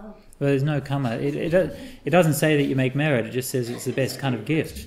I think it's the best kind of gift because there isn't any karma. Yeah. That's the best gift. No karma involved. No it just says involved. It's the highest, the agga of worldly giving. So giving, and that could be translated two ways actually. Ananda Jyoti has the highest of worldly gifts, right? Now the word amisa could be translated as material. So you could translate it as that's the highest gift of material things. Okay, so in other words, it's leaving aside, say, the spiritual gifts which the Buddha was giving and so on. So that's one way of interpreting it. Or another way of interpreting it, perhaps, would be that it's the highest kind of giving that's still within the material sphere. So in that case, would actually agree with that the vitaraga thing that was earlier, because the vitaraga was the last one where they could actually put a number on it. Yeah, so it's the last one they could calculate, and after that it went to the immeasurable. So perhaps what it's saying here, rather than saying is when one arahant gives to another arahant, it's talking about when one jhana practitioner or one very, very advanced yogi gives to another very advanced yogi, then that's still within the calculable sphere of things, right? But that's the best of all the calculable sphere of things. Beyond that, you're into the... Yeah, when they still trying to... Kind of a down note. Two random yogis give to each other, that's the best. Does that mean they to be trying to outgift each other? I don't know. It's a race. Yeah. You're quite right. It is a bit of a downer at the end, but it is interesting that it has that same word. I hadn't noticed that before, that it uses the same word vitaraga in that sense. Could this be three different? Could it have slipped down? Could be, yeah. I mean, if we're taking the bungability hypothesis, then the fact that it ends up on a downer shouldn't necessarily be a problem. That might be just another indication that it might be another indication that we've got a bit of clumsy cut and pasting going on. What other references in the Pali does it use with passionless people that you can think of off the top of your head? Usually that word vitaraga is a word referring to an enlightened person. Yeah, it refers to being passionless there. Yeah. Maybe enlightened, maybe when you're enlightened. It's not always like that. Uh-huh. Like in your contemplation in your Chittanupassana, it mentioned from some moment you might vitaraga or vitadosam. That's true, yeah. So it's just occasionally, it's not all the time vitaraga. That's a very good point, yes. In the Satipatthana Sutta, it talks about contemplation of mind as from time to time will be saragang vachittang and vitaragang vachittang, yeah, with lust and without lust, and dosang vachittang, vita dosang, and so on. So yeah, maybe that means doesn't mean an arahant at all. Maybe it just means giving with a pure heart. Yeah, you're not attached to the giving. You're not attached to receiving the gift. In that occasion. Yeah, at that time. Yeah. Also interesting. It still says there's great faith and harm and fruit. Yeah. And arahants, so I don't think that much about that sort of thing. Maybe. Mm. Both those endings make me happy. Okay, well that's the main thing. Yeah. Idamavocha bhagava atmana matiyang abhinam.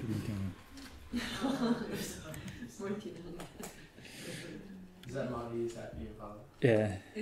That's awesome. I feel like I've just been given a bunch of laughs. So, I was going to say, to go back to Ruini's point, and also my question about the word confidence. Maybe it's confidence in the recipient.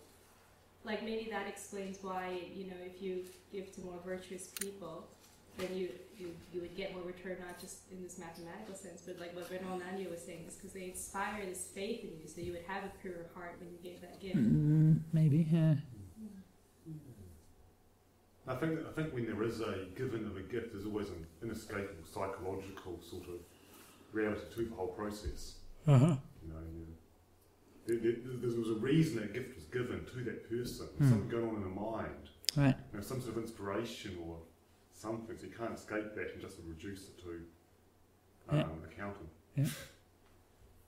Have we gone over what Ananya says about the other? Yeah, no, we haven't. We have to keep going. Right. Oh, yeah, we've got quite a bit left there. Okay, let's go. Thank you for reminding me. Yeah. That felt like a police question. Okay.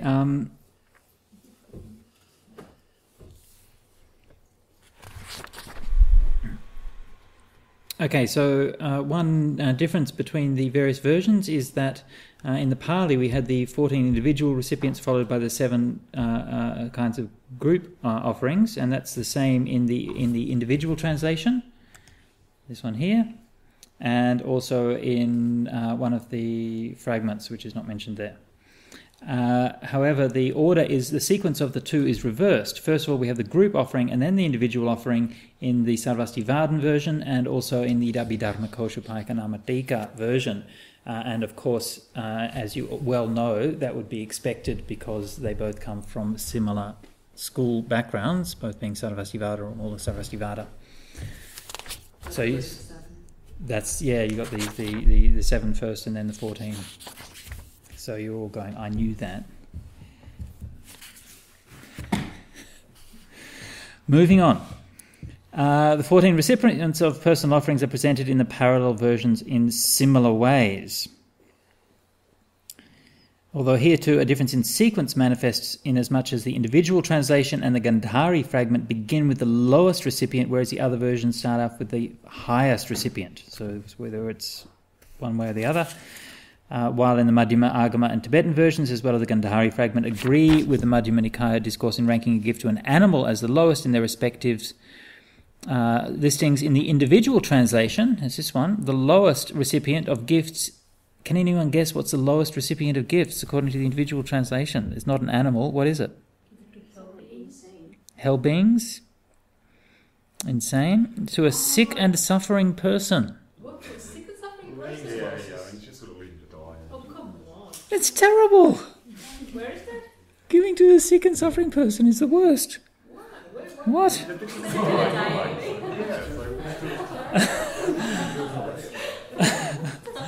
We're not going to use your gift. That's in this one here. That's in the evil T84, which I've now decided. Hopefully it's a translation mistake. It doesn't look like so it. Is that less than 100-fold, or is 100-fold where it starts? Yeah, it doesn't. Probably 100-fold, I guess. It differs. That version also. Oh, hang on. It goes on to talk about the percentages. Okay. T84 also differs from the other versions in the numerical value. So the Pali, there's the Sarvasivadan version, the Abhidharma Koshupayaka Namatika version, the Bahaja or Karashti fragment, which is not here, all attribute 100-fold result to the lowest gift to an animal, and then mention 1,000-fold to an immoral person, and then 100,000, and then 100,000 times 100,000, which is a million. Or 100,000 times 100,000. No, that's not a million. That's a lot less than a million. 100,000 times 10 is a million. Okay, or a millionfold, so some of them have a million. Result to giving to an outsider free from lust, and immeasurable result up from there. Now, this one, the Satan's version, begins with a 2-fold result for giving to someone who's sick. 2-fold! 2-fold! I was going to actually joke and say 1-fold before, but... Yeah, it's for one. That's it. That's about... I missed the first half of that. Yeah, they didn't even bother putting it down. Like I didn't think the whole No, this is... sorry, that was very misleading of you to say that the lowest one should be a woman. This is talking about meritorious offerings. Yeah.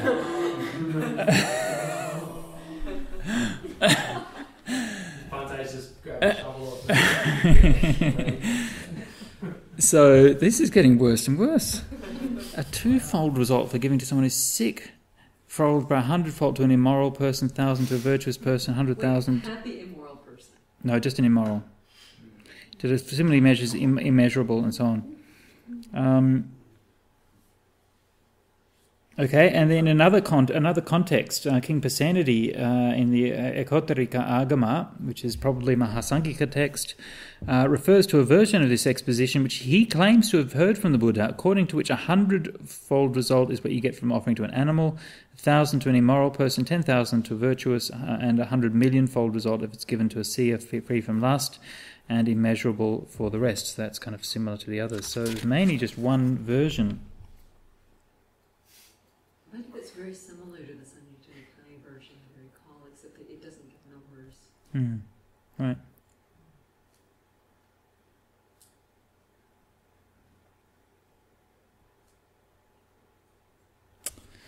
So I think that's just shocking, frankly. What is this individual translation anyway? I thought it was boring before, but now I thought it might be interesting. According to the information given in the Taisho edition, the Satan's version was translated by Dhanapala. While it has a discourse, it has a title, Discourse on an Analysis Spoken by the Buddha on Giving, probably Dakkhina Vibhanga Sutta, gives you, so translated by Dhanapala, it doesn't give a date. I wonder if I can find out quickly at Dhanapala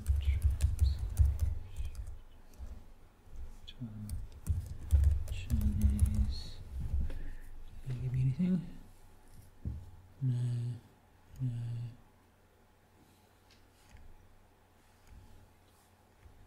Oh, sorry, I might get a Wikipedia article about Dhanapala. I don't know anything about Dhanapala. Said something about Japanese masters down there, Dhanapala translator. Before the previous one? If you go back one. Okay, I'll go back there one, just one sec.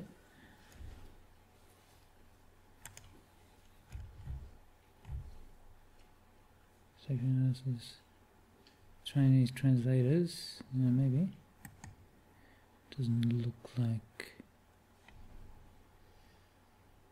Did you go back one? Yeah. There it is. No. Well, Japanese mandala, Dhanapala's translation is. No, it doesn't look like it. Okay. Oh, hang on. This might have something. Blah, blah, blah, blah. Translators. So it says he's of Indian origin. Dhanapala was of Indian origin. So that's all we know. And this is a bit more information here. What's this from? Buddhism, Diplomacy and Trade, the realignment of Sino-Indian relations. Can you make it bigger? Can I make it bigger? Where's the embiggerment? Here's the embiggerment. Can't make it all that much bigger, unfortunately. Google Books is a bit limited. You can do. The Institute can. Oh, has it got a? No, so I'll do that. I should have one here. Font size bigger, that's better. Okay. The Text Institute continues to receive the later versions of those previously translated into Chinese. 13 of 44 works attributable to Dhammadeva translations of such texts. Somebody, Sanghbhadras at least. Okay, 37 works attributed to Dhanapala were already available to the Chinese clergy. So this is talking about, so he was a translator at an institute for the transmission of the Dhamma. Okay. So it looks like it's at a kind of stage of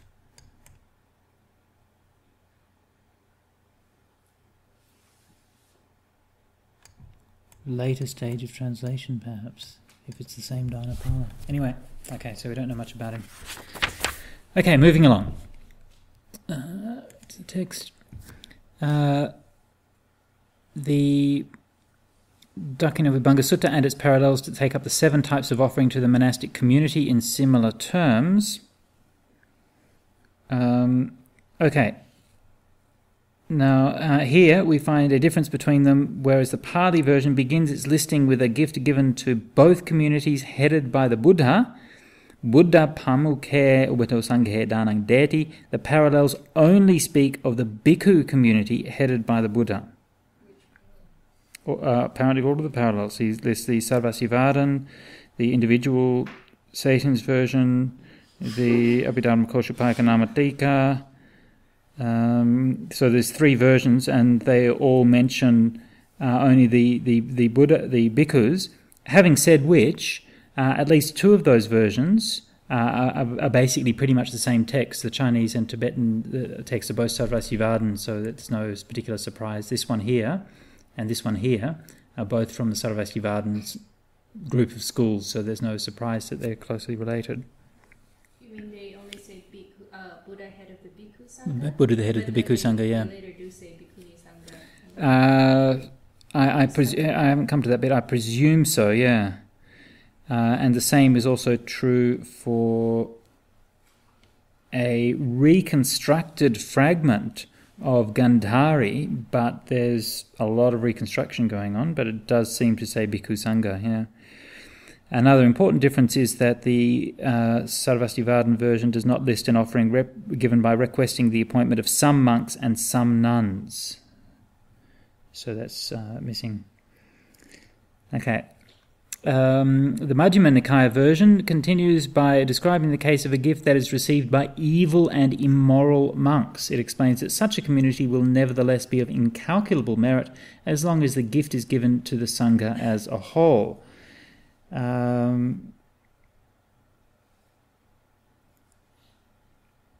Analio gives a couple of references to the Gotrabhu, the change of lineage, or the clansman or destroyer of the lineage.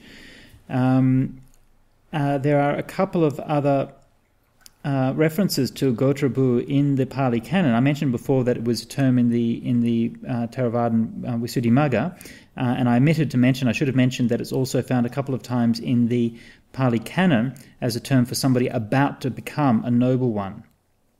So that's also a Gotrabhu. So generally speaking, it has a positive connotation in the Pali Canon, and this negative connotation in this sutta is isolated. The expression kasava kantha, with a yellow cloth around the neck, it also recurs in a verse found in the Dhammapada, Itivutika and Vinaya. Okay. Notably, the individual translation and the parts that have been preserved in the Gandhari fragment do not take up this case at all, so they don't have the Gotrabhu. The Majjhima Agama discourse and the Tibetan versions have a comparable treatment, although it's still different from the Majjhima Nikaya version. Both do not speak of evil and immoral monks as a recipient of gifts given to the community, while the Tibetan version does not provide any explicit ethical qualifications of such monks. In the Majjhima Agama account, such monks are simply not energetic. Okay? There's the Uyghur fragment, seems to be similar to the Pali, however, as it speaks of an undisciplined and lawless monk, as is the case for a quotation from the present discourse in the Chinese Udana collection at T212. So there's a couple of references that seem to be referring to an undisciplined one, even though we don't have enough context to be able to say with too much clarity. The Majjhima Agama version then continues by explaining that when so it's this version here, even when a gift to a monk who is not energetic, it was of great merit on account of being given to the community, what can be said of the merit given to a monk who practices and has reached various accomplishments? The Majjhima Nikaya version instead states that a gift to an individual will never be as meritorious as a gift given to the whole community.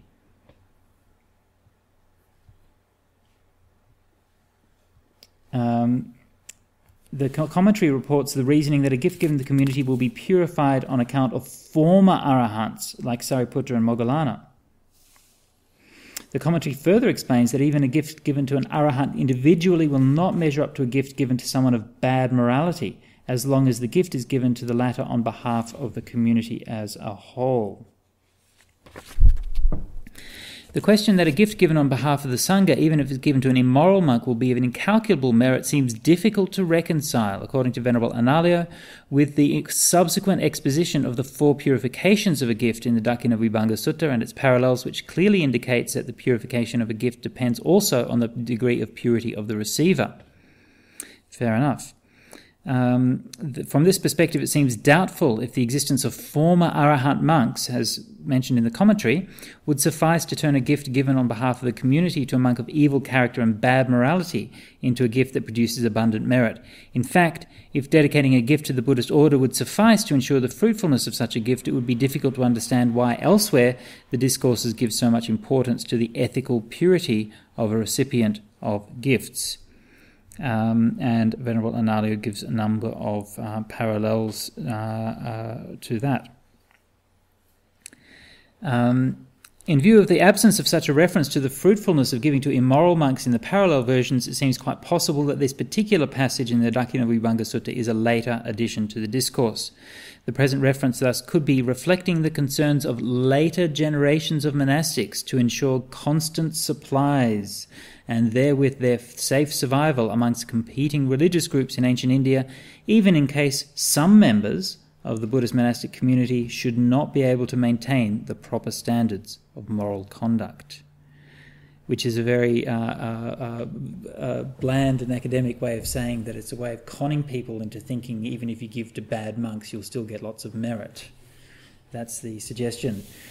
curiously enough, as a historical discussion, and this discussion is actually part of the Abhidhamma discussions about giving and merit and karma, and so it was a live issue within the Buddhist community. Curiously enough, or perhaps one might think entirely predictably enough, exactly the same issue was discussed in the Catholic Church as well. Because when you belong to the Catholic Church, the key to the whole kind of Catholic structure is the idea that Jesus physically authorized the remission of sins and the entrance to heaven by his physical contact with the disciples after he rose, and through that physical contact then became appointed the physical lineage of ordinations, which became established as the Pope of Rome. And there's always a physical element to all those ordinations, meaning that every priest who's ordained according to that physical ordination, which goes from that same lineage, can then give absolution from sins and can guarantee a pathway to heaven, more or less. There's always a bit of wiggle room around that, but it seems so, by giving the Eucharist at the Mass. Of course, the question then arising, can a priest who themselves sins luxuriously, repeatedly and joyfully, can they give the remission of sins? And this was a topic which was much debated in the Catholic Church, and the official answer is that they can, because the power comes to them through the institutional power of the Church as transmitted from Jesus, rather than from the individual qualities of the priest themselves. And so one can see, perhaps, if one were to be a little bit cynical, which of course wouldn't apply to anybody in this room, but if they were, then they might think that there was a similar requirement for the maintenance of expensive institutions in a time of declining conduct. Yes. Okay. After surveying the 4 purifications of gift in similar ways, back to Venerable Analayo's study now. The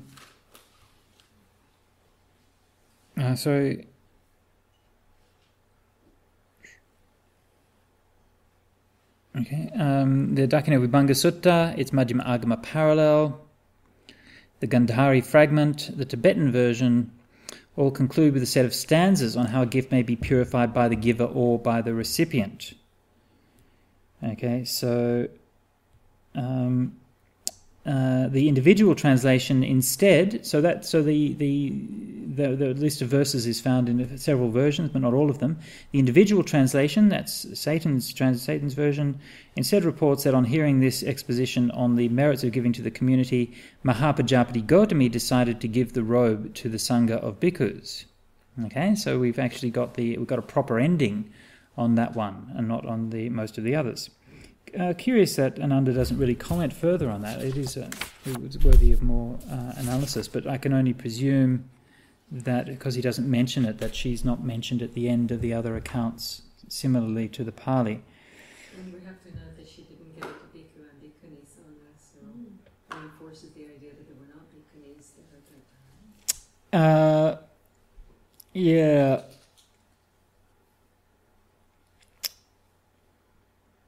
Maybe, yeah, or maybe just weren't present at the time. But anyway, yeah. Another curious little detail is that in addition to the Pali, which has 5 verses, Pali and the Gandhari fragment have 5 verses. Then the Sarvasivadan, Majjhima Agama, and the Abhidharma Koshupayaka Namatika, once more agreeing with each other, both add a 6th verse, which is a praise of gifts made by slaves and the poor. Made by slaves and the poor, or to slaves and the poor? Oh, we have to check that out. I think it probably means made to slaves and the poor. For a translation of the 6 verses in that, and they're found in Thich Minh Chau's book, which we have. We can check that out. I'd be interested to see that. I think it's probably a typo in Venerable Analayo's book here. The Majjhima Agama 180 also differs from the Pali version by reporting the delighted reaction of Ananda and the assembled bhikkhus. Both of those things are standard features or recognized features differentiating the Pali from the Sarvastivadin canon.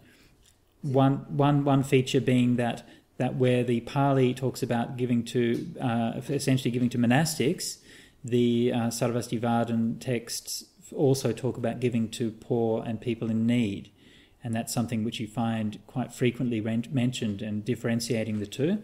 The other thing which does differentiate the two is that whereas the Pali usually finishes with the pleased reaction of the listeners, usually the bhikkhus or whoever's listening to the sutta, it usually does, but occasionally it doesn't, as in this current sutta.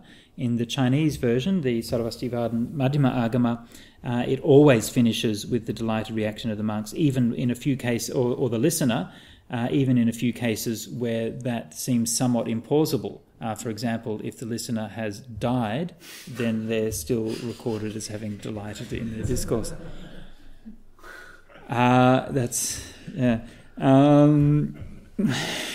Back onto zombies again. Ananda's reaction is also mentioned in the Gandhari fragment. Okay. So that's the Dakkhina Vibhanga Sutta. Dhammananda. You were going to say? Oh, sorry, I thought you were going to say something. Yes. Do you know any other cases in the Sutta or Vinaya that the Buddha actually put in a similar kind of hierarchy between the monks and the nuns community? Is there any other case apart from this particular Sutta? Normally, it always mentions the Bhikkhu Sangha first before the Bhikkhuni Sangha, but I'm not quite sure what kind of hierarchy that you're mentioning. You're thinking of in terms of offering, you mean, or anything? In terms of like that, there's somehow by putting in a certain order, you get more, like implying there's more, better, that kind of implication. But not just mentioning one by one. But with that implication there, I think showing in Anguttara Nikaya. Could be. The nature of attainment and the quality of monk. In Anguttara Nikaya. I would drop that. I can't think of anything off the top of my head. Thinking about it in the opposite way of the negative karmic impact of harming on the basis of being in Sangha, or the negative effect of harming people at various stages of enlightenment. That is mentioned in some places.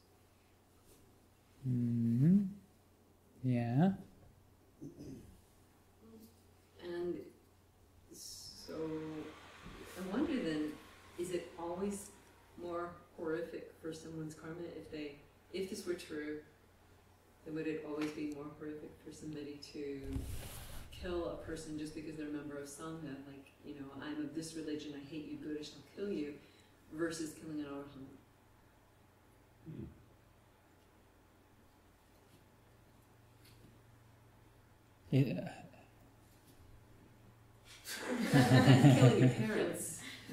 Killing your parents, killing an Arahant seems to be roughly equivalent. Even splitting the Sangha is Well, it does. It does. Again, you have to say, well, on the you can certainly question that whole thing on the basis of the kind of normal ethics. You can say killing an Arahant. Well, they don't mind for a start, and got their wages. Surely it's better to kill an Arahant than it is to kill a village of 1,000 innocent children or something like that. Bhante, could be worse. I don't know. Just the karmic whack for doing it could be actually much worse. Just like killing your parents. We shouldn't even be speculating. Angulimala killed hundreds of people, but it's just not the same as if he killed his mother. I'm not expressing an opinion on it. I'm just saying that you can. It doesn't fit within the anywhere that within the normal scale of sort of ethical values, you know. I mean, the normal scale of ethical values, you might think it's worse to kill a virtuous person, a good person, but you wouldn't necessarily think it was that much worse. No, maybe it is. I mean, you could kill people have the idea that killing many animals is not nearly the same as killing a human being. Killing a human being is not nearly the same as killing your parents or an arahant. Killing this, you know, or drawing the blood of a Buddha. I mean, it's not like something foreign to the scriptures to have that. I'm not saying it's foreign to the scriptures. I'm just saying it's not what it's just different from a secular ethical point of view. Wouldn't evaluate it in the same way. I mean, normally I think if you evaluate Buddhist ethics, in most things, you know, it comes up pretty much the same as a secular ethical analysis would. But in that particular case, I don't think it does. I'm not sure that it has to be legit. I'm not saying that it has to. I'm merely indicating that I don't think it does. That's all. Yeah. Well, by ordinary ethics, killing your parents is not as bad as killing, you know, 3 people who you've never met. I mean, because one would be 2 and the other would be 3. But by Buddhist ethics, it would be much, much worse. Maybe, although if you were to look in from a different ethical approaches would approach that differently, and I think there would be some wiggle room there. But I think, you know, you would eventually reach a point where that would be true. Yeah, maybe not 3 people, maybe 1,000 people. You know, maybe not 1,000 people, maybe a country. You know? But what if you say, like, I mean, who is your mother? The person who raised you, or the person who gave birth to you, Mm-hmm.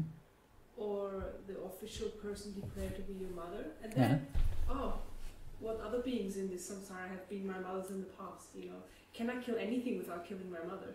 Mm. Then it becomes a bit difficult. Isn't it? Well, it does. I do think it's talking about this life, but the point they mention is quite a valid one. That it's often, you know, who your mother is very often is not as clear as all that. Yeah, I mean that's quite a normal situation. But Yeah. if your mother abused you and then you got to a foster mother and they treated you really well, you know. Right? Yeah.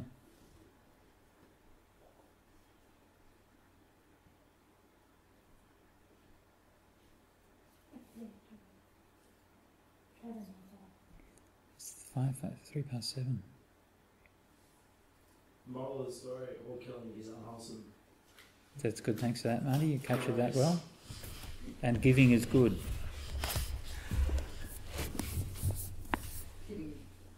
Even to a sick person. Even to a sick person.